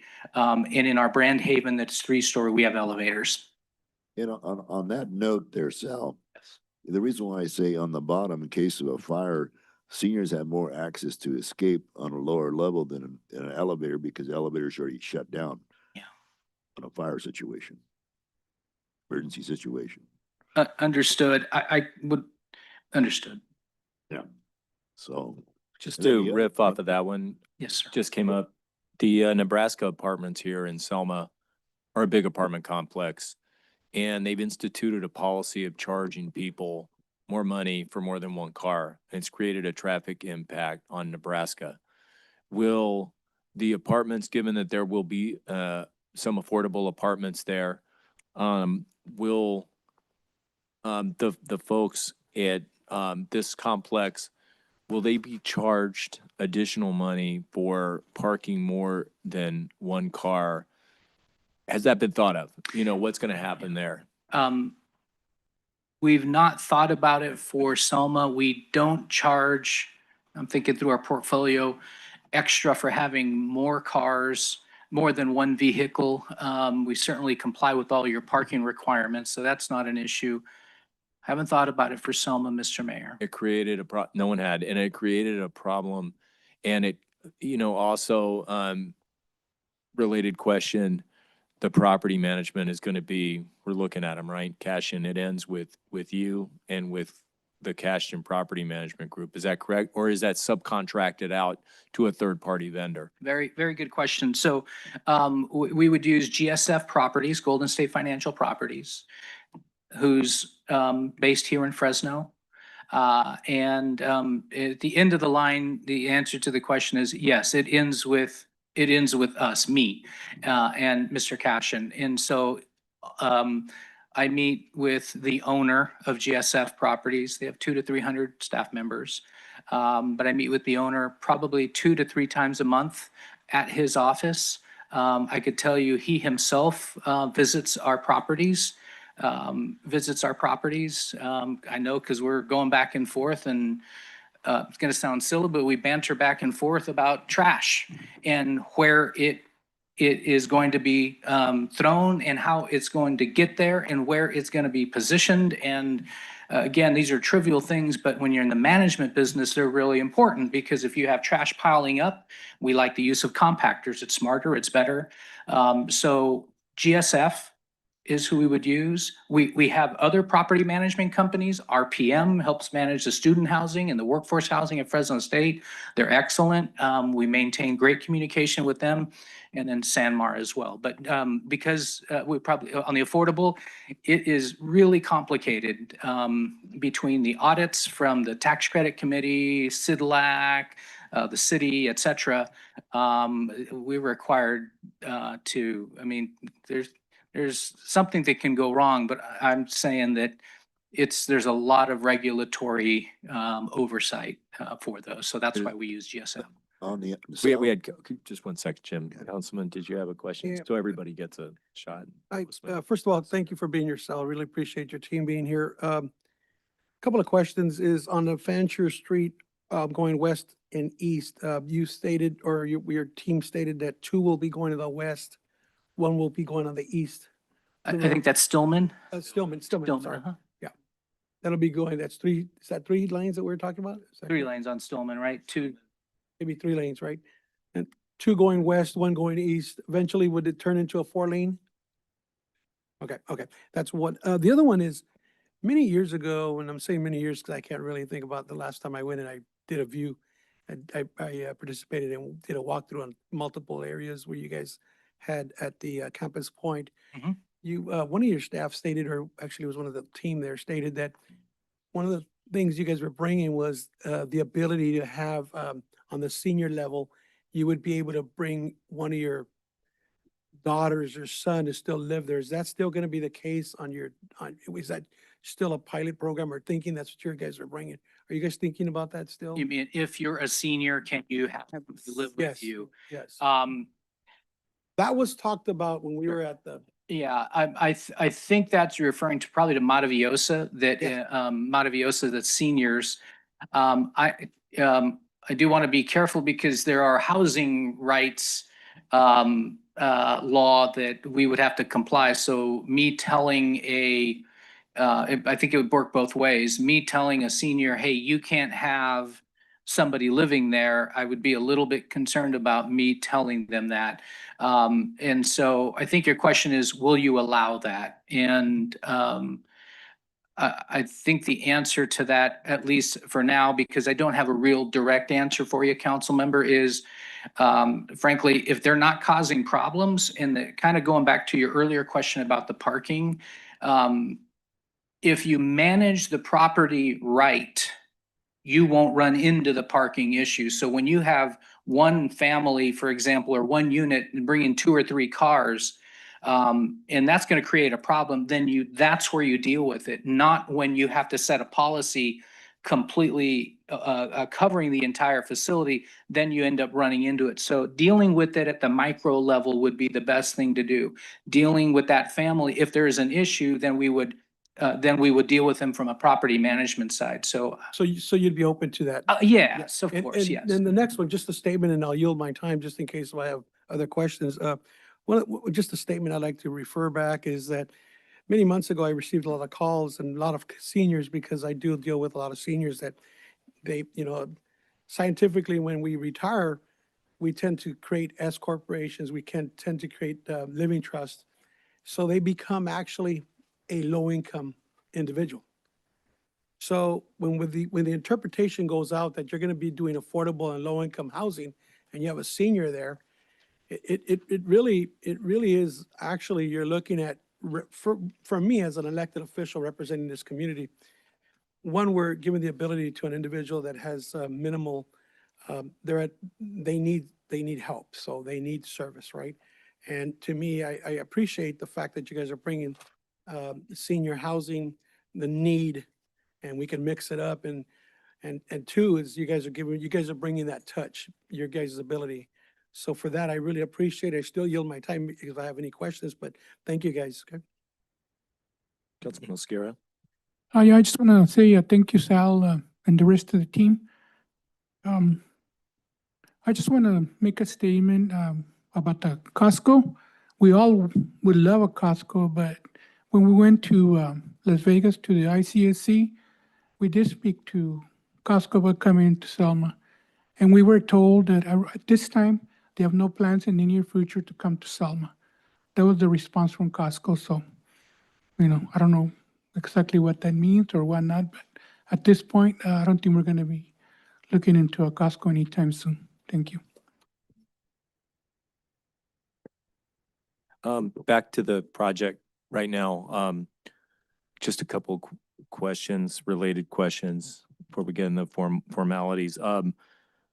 The pedestrian. So thinking about 600 units and a major retail center across Floral, how are the significant number of teens and younger people going to be able to safely get from the apartments to over to the complex? How are they going to get there?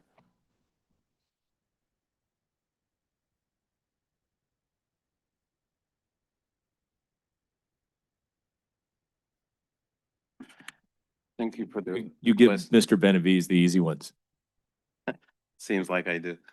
Yeah, so one of the early things that we're gonna have to do with the team is come up with a walkways plan from all aspects of the project. And so what we envision is sidewalks being built together with this roadways.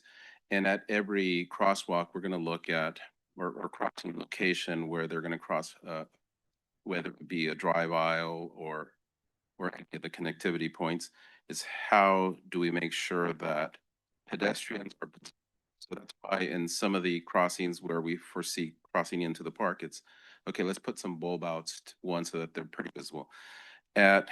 So what we could envision is sidewalks along the sides of the north-south connector road that would go up to the existing signal. The signal that's currently there would need some modifications to accommodate pedestrians to be able to cross through that signal. Okay. And that brings up a really important issue, which I think is we're at the stage of looking at the EIR, the annexation, the overall picture, kind of like a skeleton as opposed to the person and the clothing. We're at the skeleton stage right now. And it really sounds like from the comments, Mr. Gonzalez, Mr. Benavides, our city manager, that this is just the stage to move forward from here, but the details haven't really been fleshed out yet. They will be put in the developers agreement that comes down the line. I think that's probably a couple years away if we're fortunate, if the project is moving along. That pedestrian, that safety, I guess what I'm at tonight is you guys are working on this. You're going to find a way to get kids to safely and adults to safely cross Floral because there's so much traffic there right now. I'd like see you that to being an hear issue. from me on that one, Mr. Mayor. The answer is yes, absolutely. That's right, yes. Yeah, and one last thing, that signal, when it was designed by the city, it happens that I worked on it. So we designed it in such a way that we knew that there's going to be some type of use to the south. So it was set up to accommodate this project, not specifically this project, but a development of this property. Because like Mr. Nelson said, I mean, you can see there are 4 lanes. It's built beautifully at a 4-way intersection there at Stillman. It just never progressed. And, we've had some speakers tonight that have discussed and sort of slammed the city for not having the residential, not having this and that in the past.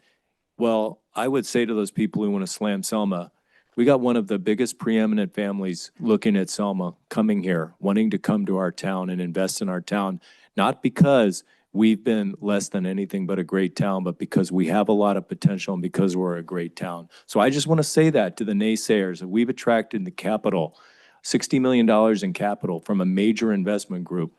And we are the largest per capita sales tax income city in Fresno County, and we can get better. And we are going back, just a quick commercial, back to our program after this, but we will be going as a council to the International Council of Shopping Centers, the ICSC, and we will be talking with Costco representatives there as well as other representatives, and we will be attempting to land every major retailer we can in this fine city.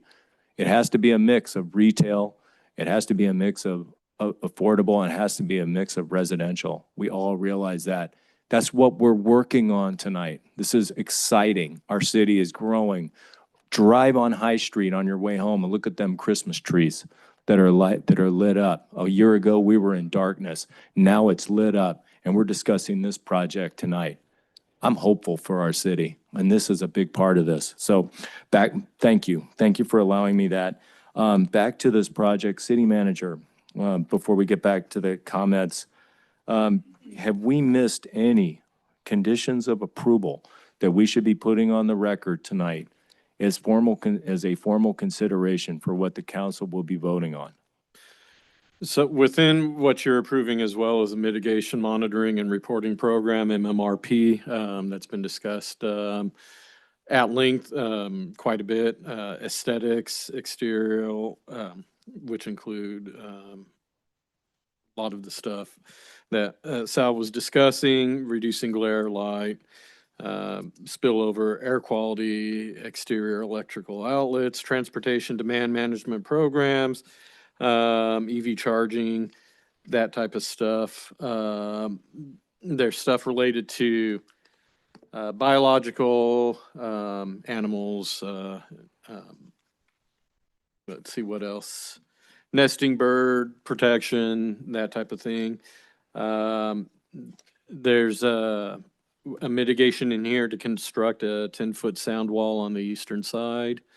That's more to protect those that are within the development from the traffic noise that's going by. Restrict truck movements near residences. Fair share improvements has been discussed quite a bit. VMT reduction measures, as said, sidewalk improvements, class 2 bikeways, stormwater compliance, and then the additional sewer, water, and utility infrastructure that would need to go in as well. And City Manager, from this stage tonight, after the vote of the City Council, whatever that vote is, you will be working with the developer to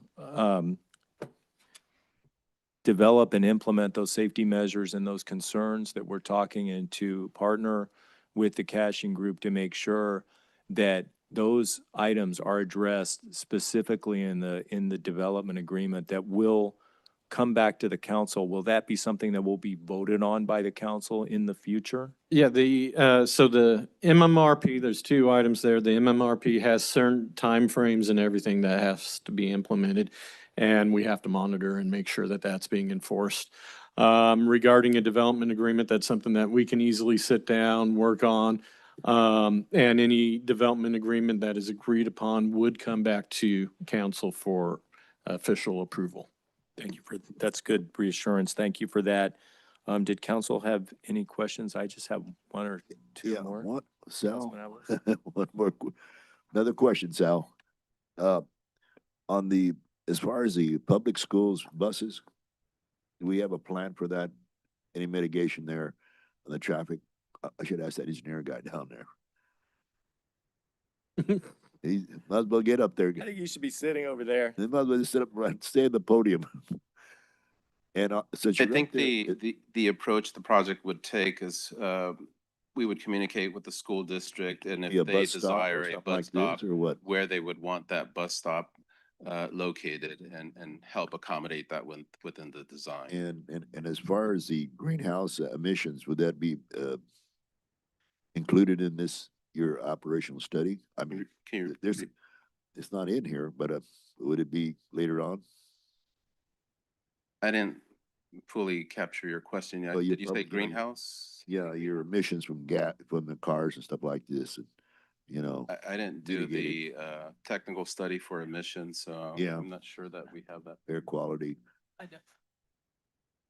It was studied in the CEQA document. I'm not sure the question specifically, council member, but I think in part, Because you are going through a subdivision with cars. yes. And there's, emissions coming out of those cars in the residential, That's right. That's what I'm addressing that issue. So I'd have to go back into the CEQA document in terms of offsetting. Part of your consideration tonight is a statement of overriding considerations. And so I think what that your city manager can articulate it a little differently, but that is, look, we recognize that there are going to be GHDs, and we understand that the overall good of the project is going to be in the best interest, should you approve, in the best interest of the community. And so that's what you're weighing in the balance. I can't quantify specifically the number of GHGs. I have to go back into the CEQA document, but it does indicate that that you're asking for a statement of overriding considerations on that subject. I will say this about the schools, your question on the buses, because I want to articulate that. My experience says basically the schools tell us what to do on those kinds of things and the police departments. So that which between the school and the PD, we would work together with them, but they really tell us, hey, look, this is what we believe is the safest place for a bus stop or a pickup spot. So we generally would yield over to the school and to the police department because they have the best information. And on the same note, Sal, on the parking garage, how many is that gonna accommodate? We don't, I mean, there's no parking garages contemplated in this project, On this this one, development. no, No, sir. okay, The image that you saw was a parking garage Yeah. at the Fancher Creek. yeah. Yeah. So I thought you had the same operation as No, well. no, So this would be the- surface parking, sir. Okay, well, in that note, how many are you gonna have? I don't know that we've counted the number of parking stalls, but we would comply with your code and Yeah. you would tell Well, us. I mean, yeah. yeah, okay. So I mean, if you have 2, 3 cars, well, that's quite a few, 600 units times 3 is 1,800. yeah. Yeah, but bedroom count. A vehicle per bedroom, and then you'd apply it to the, so what we would do is sit down, that would be during the construction drawing process and in reviewing, they'd actually count the bedrooms, come up with the multiple for the number of parking stalls required, and then everybody's being very kind, but usually my experience is when they're across the table, your PW, your city manager is saying, this is what we want, and then we have to comply. Yeah, we have specific standards that have been revised by Public Works, Engineering, and that we would be applying to this and making sure that there's the required amounts of parking, infrastructure, all of that stuff. And they have to get sign off from all of us before we move forward. Fire department access, everything like that goes through all departments and is reviewed by And as we had a planning commissioner mention at the planning commission meeting, will there also be a FCRTA bus stop? Because that would help the traffic situation as well. Is that in the works for when the details get? Yeah, clear? that's where that would happen. By the way, if you don't know this about Ed Cashin, he is an incredible fan of public transportation. And so the answer is yes, should you allow us to move forward, we would work with the COG and the transportation organization down Tony Boren, et cetera, so that we can figure out how to capitalize on the public transportation to be able to move people. But public transport, we love it. It's part of the reason we've moved into the mixed use. And we have a maintenance facility here with a solar charging facility that's one of its kind in the country. It's the actual chargers are solar charged. You guys will have to come see it. It's amazing. It's $20 million facility, 15,000 square feet. Go talk to Moses Stites over there and Janelle. They'll give you a tour. Know Moses very, very well and would love to. And the answer, if that's an invitation, we accept. And I think on Scott, one of your trips in, I'm we'll gonna see him love Thursday, it. so I'm telling. You tell Moses we're coming. Yes. Give you And we want the money. $3 tour. We want Selma to have more money too for the public transportation. Yeah. And then in terms of the road going through the Fancher, as opposed to that middle road, which hasn't been named yet. Sorry, Robert. So the road that goes around the park, there's one that has parking, and then there's one that looks more like a thoroughfare, but there's also Fancher to the west. I don't want to assume anything, but would it be a potential that the traffic, because we've been talking, I've watched all the meetings on this project and been to meetings, and it's going to actually potentially alleviate traffic, some of this 10 to 15% additional traffic to have that north-south So arterial. Will Fancher be the one that everyone probably uses to get through there rather than having to go around the park? Is that what's envisioned, or it looks like you've got a couple of parallel roads there? Yeah, Fancher Street, the way we envision it being developed with the project is we will build something similar to what the city of Visalia does, which is they will build all of one side plus the center of it. And because that's a collector, what we will do is we will, and I do have a sketch that I shared with the team of how we envision it being designed. So it would initially have one lane in each direction and an area in the middle so that they can turn, because they're going to need to be able to turn when they reach to Floral. They're going to be able to turn when they reach usually at Stillman. It's not going to be a big issue because that's going to be the only movement. But we still, it would still be set up to accommodate those movements so that they could also enter the residential component. That road once it's built on opening day should accommodate about 8,000 to 10,000 daily trips. And that's the initial. It's planned to be wider, but that's when the western side of that city currently in the county would develop. As Mr. Gonzalez has said several times, infrastructure is the first order priority for the Cashin Group. So those roads, sidewalks, buildings, those are what are going to go in first. Is that correct? Is that the order of operations? That's right. We tend to like to do that first. It's harder, it's more capital intensive, but it's better in the long-term continuity for the infrastructure. So you're building it all at the same time, and it's easier move in, move out for the contractors to come in and out. And so the answer is yes, infrastructure goes first and has been our application and methodology. Anybody with any parting questions before I ask for a motion? Okay, is there a motion on this public hearing? And we have several components of this. So if anyone is making a motion, we have city attorney, 4 parts of this motion tonight. Do we need to address each one in our motion? Okay, is there a motion on recommendation 1, resolution approving resolution 2025-135R, certifying the final environmental impact report for SCH number 202-407-0105 with the findings of fact and statement of overriding considerations, approving the tentative subdivision map, site plan review, general plan amendment, and pre-zone for application 2022-030, Casitas project with conditions of approval. Is there a motion to approve?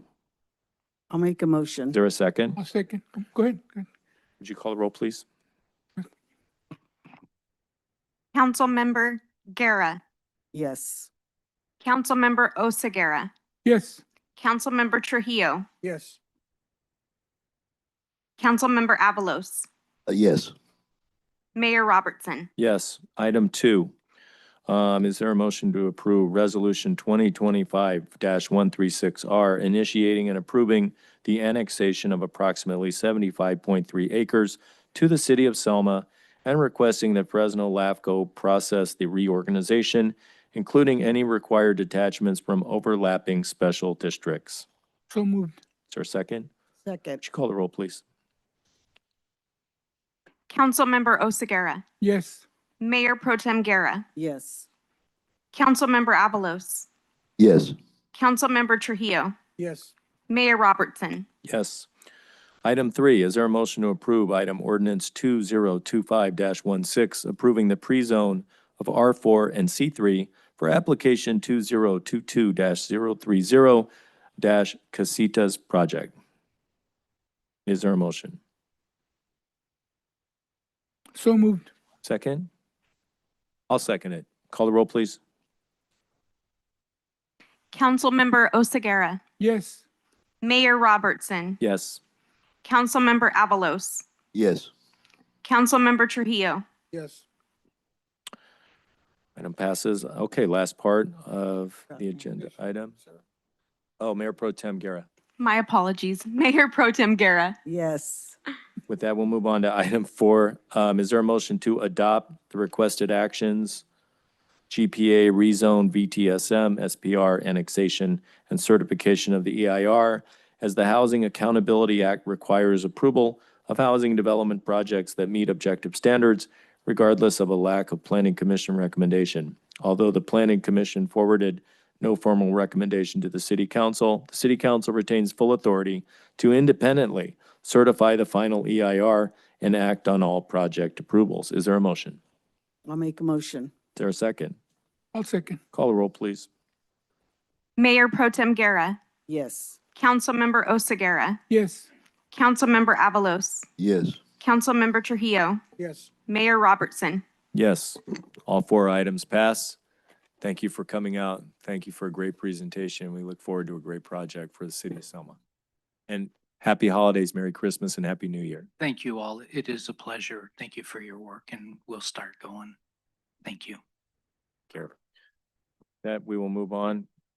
Oh, it's our one and only public hearing item of the evening. Now we're going to move on to our regular business agenda. Our first item on our regular business agenda is an action item. It's consideration and necessary action on Resolution 2025-138R, adoption of an artificial intelligence use policy for the City of Selma. City Manager report. Yes, thank you, Mayor and City Council.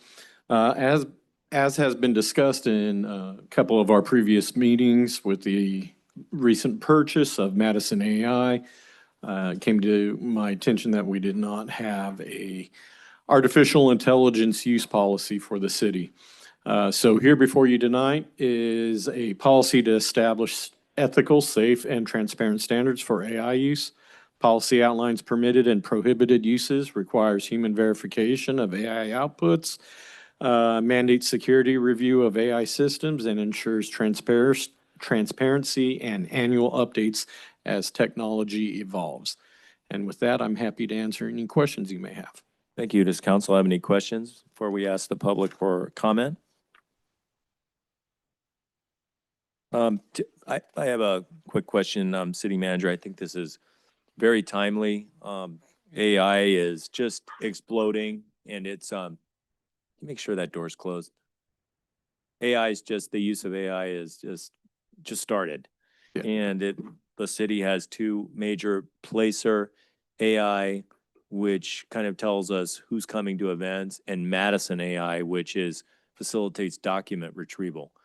I can see it just growing from here, and I think it's important to have this policy. One of the things that I think I'm seeing a lot is that AI is kind of used as a replacement for research instead of a facilitator or augmenting that research. Under the policy, there are permitted uses and prohibited uses. I can see that growing, can't you? Oh, yes, definitely. And it comes to, we don't know what the future always is going to hold. I mean, 50 years ago, who could have guessed that we'd have tiny computers in our pockets telling us, everything on the internet, in the world. So What's the internet? right, exactly. So I do expect it to be a living document. That's why we have in there annual reviews and updates, because we're going to have to keep this going and review it and make sure that it's up to date with current technology. On that note, what does it cost now per year on that? For the Madison, What does it cost on that to maintain? off the top of my head, I do not know. I think it was 50 grand, That including the was for the setup. full price. Yeah, with the 27 setup. for just the licensing, maybe 20. It could be. I will verify that though, and I will send that out in my weekly memo to council. Great. And then Placer, do you remember that, Councilman Avalos? We first saw that at We seen it in Las Vegas, That's 17. Don't get me wrong, It's not cheap. No. no, nothing's cheap. But like technology, it seems to get less expensive and more powerful Over the as years, it goes along. Like the phone. We'll see. Yeah. Did anybody have a comment on the The AI only policy? thing on the AI, it's used as a tool, Yes. right? And then also it's got to be used very carefully because of the compliance and the laws. Yes. I just received, well, I think we received something from Sarah in regards to how law enforcement can use AI on doing reports. So just so that everyone's aware, it's really just a tool. And they got to be careful with, Yes. you know, personnel information, things like that is what they're stating. Right, and this policy limits that. No personnel information is to go in there. No legal information is to go in there. You know, this is not a tool to, you know, replace, myself, hopefully, or anybody else. This is a tool, specifically like that, like a calculator, you know, but in order to use a calculator, you still have to know the orders of operation and still put it in correctly in order to get a proper output, right? And that's what this is supposed to be as well. This is not intended to replace staff, but to help staff. Because at the end of the day, we serve the people. We don't serve machines. We don't serve data. I mean, anybody can go in and write a really nice sounding report and be absolutely meaningless, you know, because it doesn't really relate to our city. So AI is definitely not a replacement. And I think we'll be able to see what's genuine and what isn't. Mhm. Okay.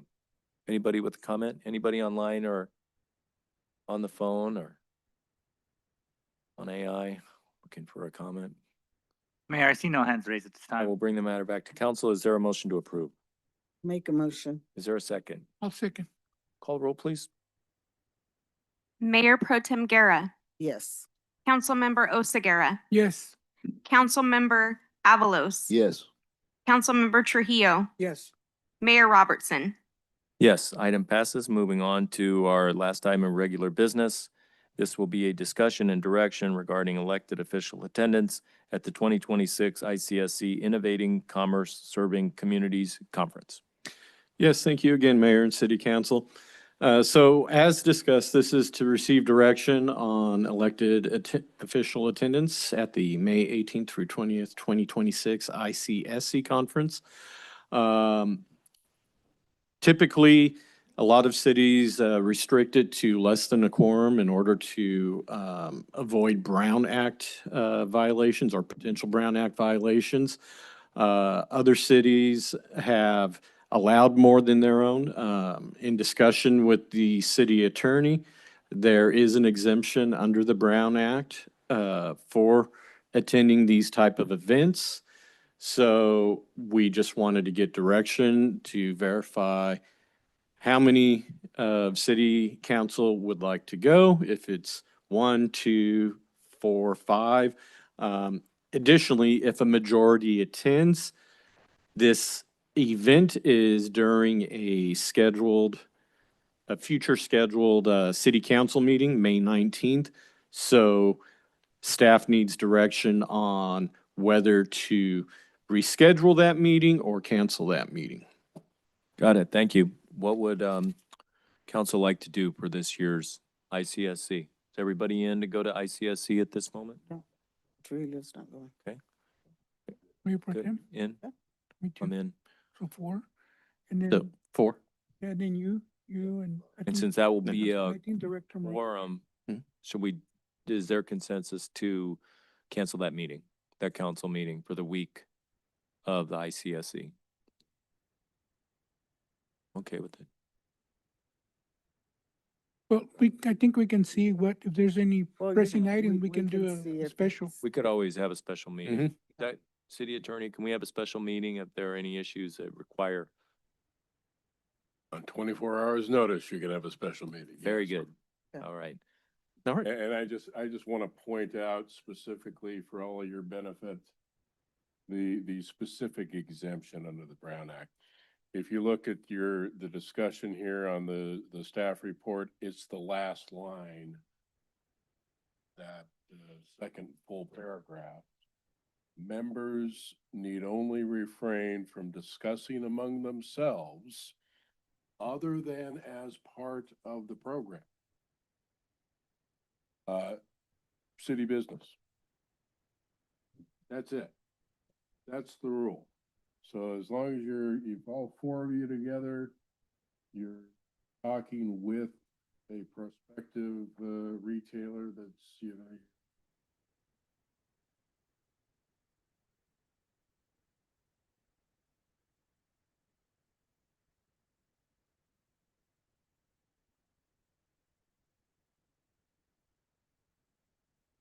comments about, you know exactly where to put him, and you can make that statement to him. But not us, right?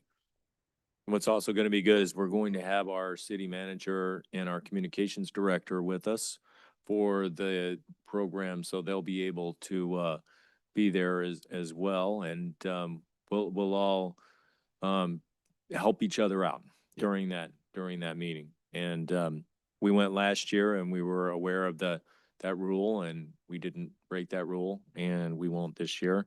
We're there to help our city. We're there to bring retail opportunities, create jobs, and bring more sales tax and prosperity to our city. So this would be, the benefits of this far outweigh any other costs of going there to this ICSC show. Public have any items? Any comment on this? Anybody online or on the phone with a comment about this agenda item? Mayor, I see no hands raised. Sam? Sir, with that, that's a discussion item, and we are going to move on now to our future agenda items. Council requests for future agenda items not subject to public comment. Items require a consensus. Jim doesn't have any. What? Sure, you want to check AI? You want to look at your chat GPT? No, I just want to, Let's come up with 12 I want an items. update on the, all our engineering projects. They're almost to the end. And where we at in the Amberwood, communication line fix? Dave is supposed to. I think you brought that up last time. Okay. I asked him that last time. Right. In the last 2 weekly reports, I've included the He didn't say, the well, updates. He said there's still, that one person's not got back to him yet. Because you talk about it at SKF too, don't you? You're a board member of Yeah, the so, sanitation district. Yeah, so they want to know too as well. Okay. Yeah, you know, With Amberwood? Amberwood, the underline the railroad, the sewer line. They're ready to go, except, just,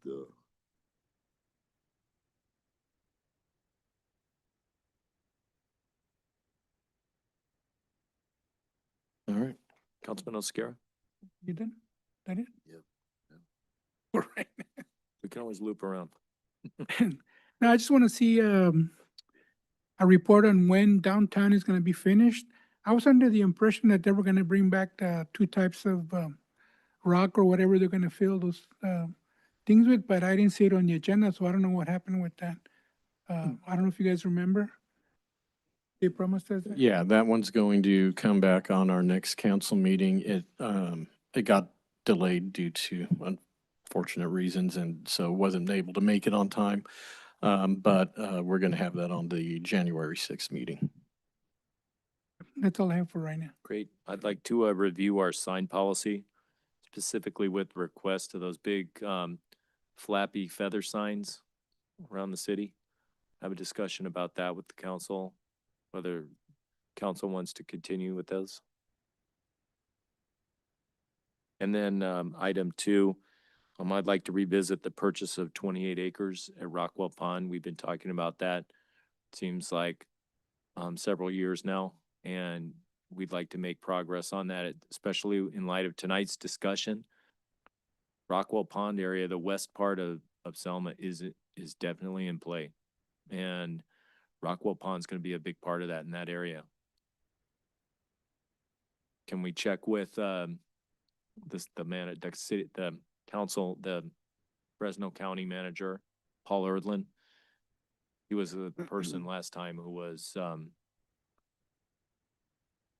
the contact for those 28 acres of land, the sale price and what was going on with that. Oh, and do we have consensus? The price hasn't changed. Yeah, they're not gonna have any other buyers. They may have one though. They may have the cemetery district because they're looking for a cemetery as well. Do we have consensus for reviewing the sign policy? Everybody good with that? Do we have consensus to look into purchasing 28 acres at Rockwell? Okay.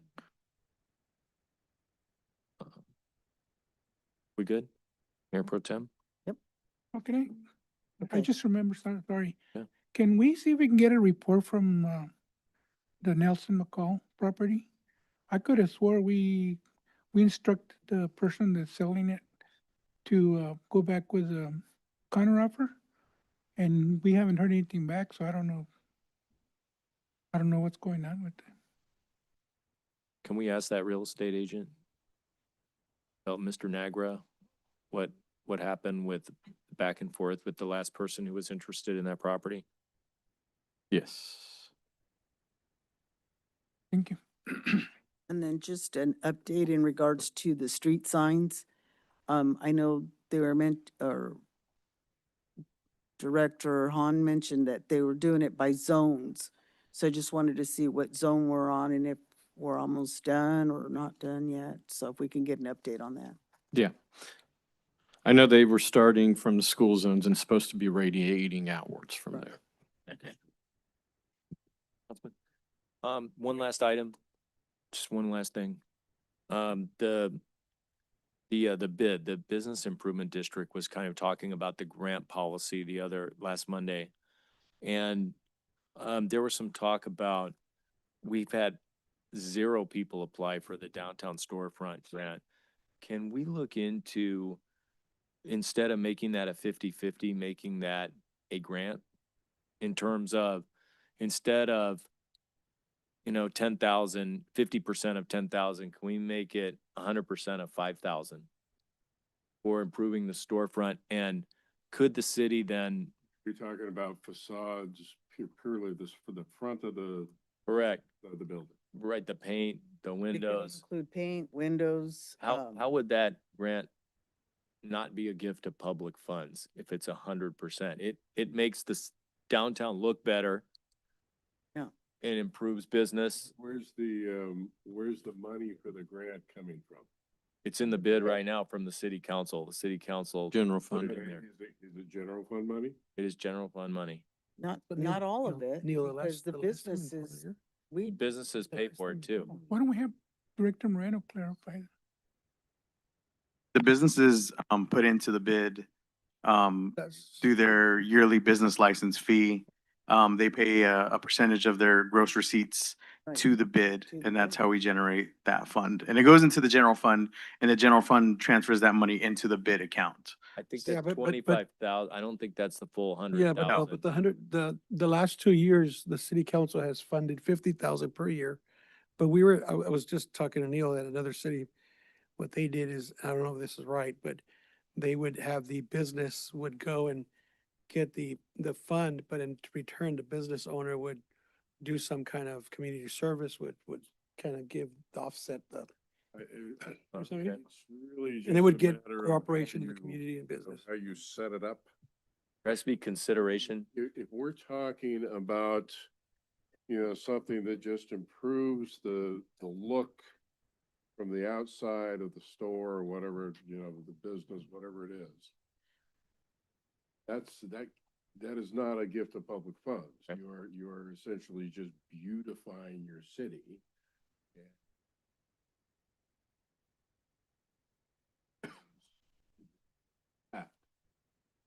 Want to do is you want I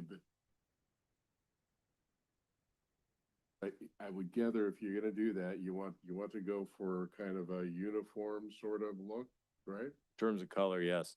Yeah. Look, I mean, you can't change the structural features of the buildings itself, but you can certainly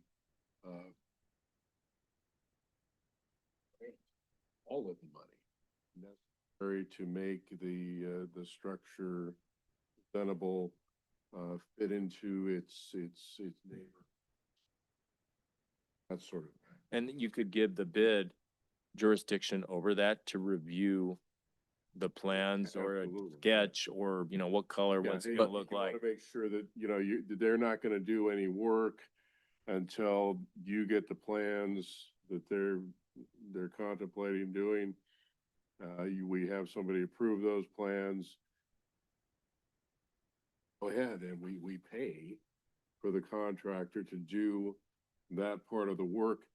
You know, the problem you're gonna run into is people will want to other things to their building, you know, like you might wanna fix up the interior of your hallway of your entrance to your building when you're doing the thought, right? You can't pay for the interior hallway. Right. But I think, but I think a city council policy that could hand down to the bid would actually help that out, right? That's one of them.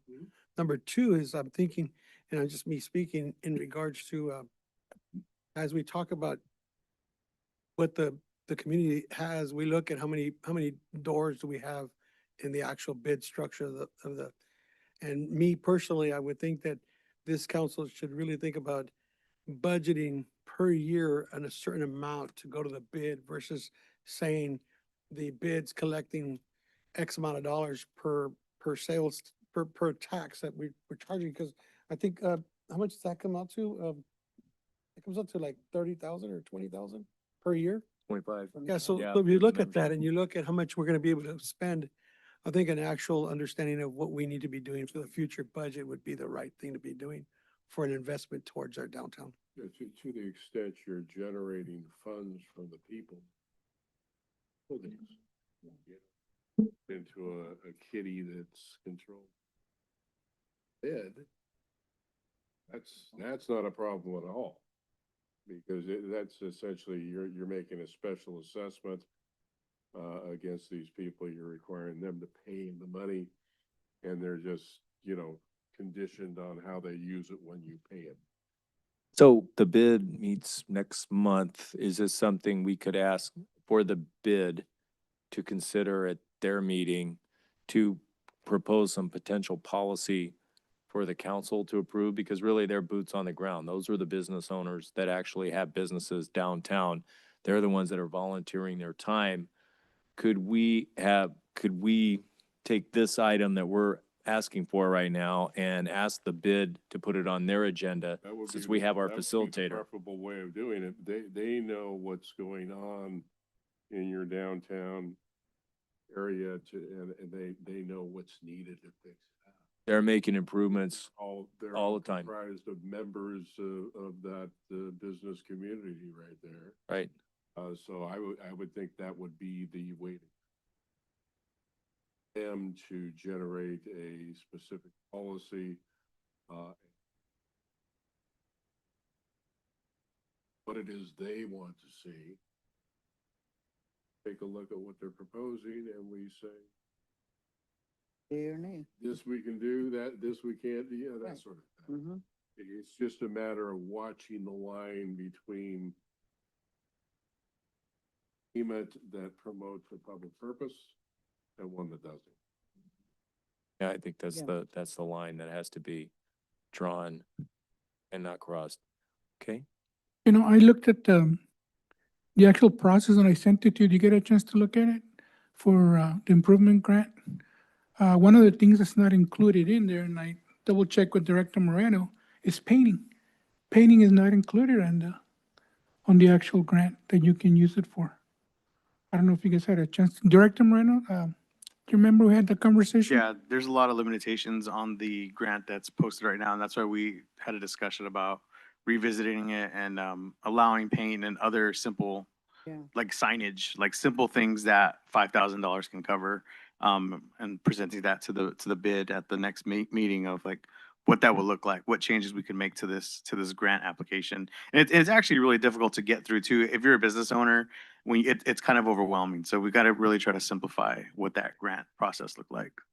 So can that be the agenda item at the next bid, streamlining that process of applying for the downtown storefront grant program and also the potential for the city paying 100% subject to the bid approval of any plans before the grant process goes through? And by the way, since it's public money, does it have to be prevailing wage for the contractors who work on their buildings? No, it does not, because you are not making an improvement to public property.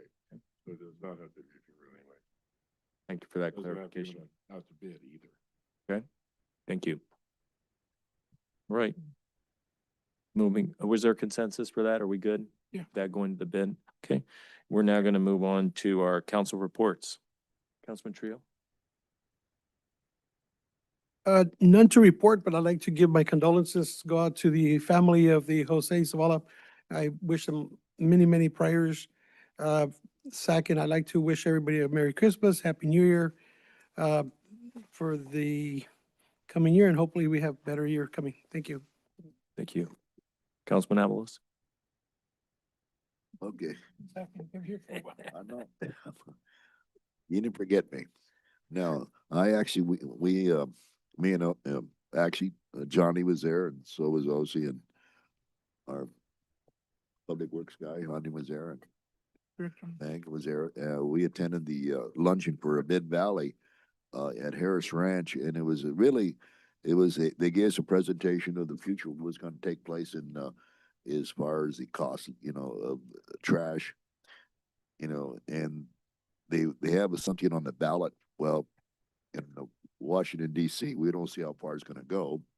We don't know right now. They're in Washington DC right now, but there's a plan to actually cut down the recycling of plastic, to develop a plan to create a product that's salvageable, recyclable. Because plastic, when you make plastic, it's tough to circulate it, rejuvenate it. So they're trying to get a bid on Congress. Well, we'll see where that leads to. And then also, that was a good education as well. And it told us the future costs, which, as far as the trash, as far as if we can keep the costs down as far as plastic and everything, the cost savings for everybody. And of course, he said the state of California mandates this requirements are going to get tougher, he said. And, when things get tougher, the price goes down to all of us, he says, but they're doing the best they can to mitigate those issues. And then also I attended the League of Cities. They had a gathering in Dinuba Golf Course, and not that many showed up. It was about maybe 45 people showed up. I got to talk to this one gentleman from Hanford about the skating. They have their own skating arena, and they bought it. They actually bought it, and they're using it right now. And right now, if you go Saturday and Sunday at Hanford, by the old courthouse, it's right there. They have all the vendors. They said they got maybe about 20 vendors or more, and then and it's well used, believe it or not. Beautiful. That hot chocolate, whatever, churros, whatever, hot food. He said last year they generated, by using it, they actually bought it. It cost quite a bit, guys. It's about $190,000. Yes, and that was just to buy that. It cost another $40,000 from back east to ship it. How to maintain it. And then, and when they got done with it, it's about 390. It's up there, 390. I'm just telling you, man. 400,000. But they own it. They actually own it. And Would they rent it to us? and he said that after, since they're making, they made about last year they made about 160, almost 160 grand, just on the ice thing. Yeah. Really? Because they got money from the vendors and all that, and then the kids I think they charge $18 for the skating shoes. They have a business improvement district down there too. Yeah, they do, Scott. So, That was pretty well educated on that, on my going to that event with. So that's all I got to say. No problem. Councilman Oscar. Well, Mr. Avalos took my, the things I was gonna say, but that's okay. I think the legislation he was talking about, and I didn't know this, but did you know that all the plastic that they collect, they still put it in the landfill? They don't sell it to anybody. They can't. So the legislation is trying to take care of that. So companies now would have to buy the stuff from them that they, the plastic that they clean up and stuff. So if that passes, then they'll be able to sell that. Because right now, I mean, it's kind of like, to me, it's like, well, if you're putting in the landfill, why are we even separating? So a lot, they separate and then they put in the. I have the blue. You're not recycling it. So other than that, it was a tiring Friday, from Colinga, and I took my wife to Madera, and then I drove from Madera to the home and then to Dinuba, and it was like, but it was the Mid Valley. I don't know if you guys ever attended. It was very nice affair. The food was good. If there's food, I'm there. Thank you.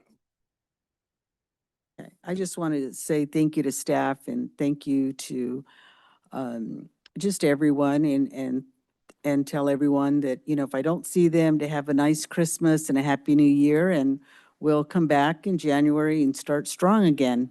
So thank you, everyone. Great. Same here. Happy holidays to everybody. Merry Christmas, Happy New Year. It's going to be a really busy time on the second shift for the families, for everybody.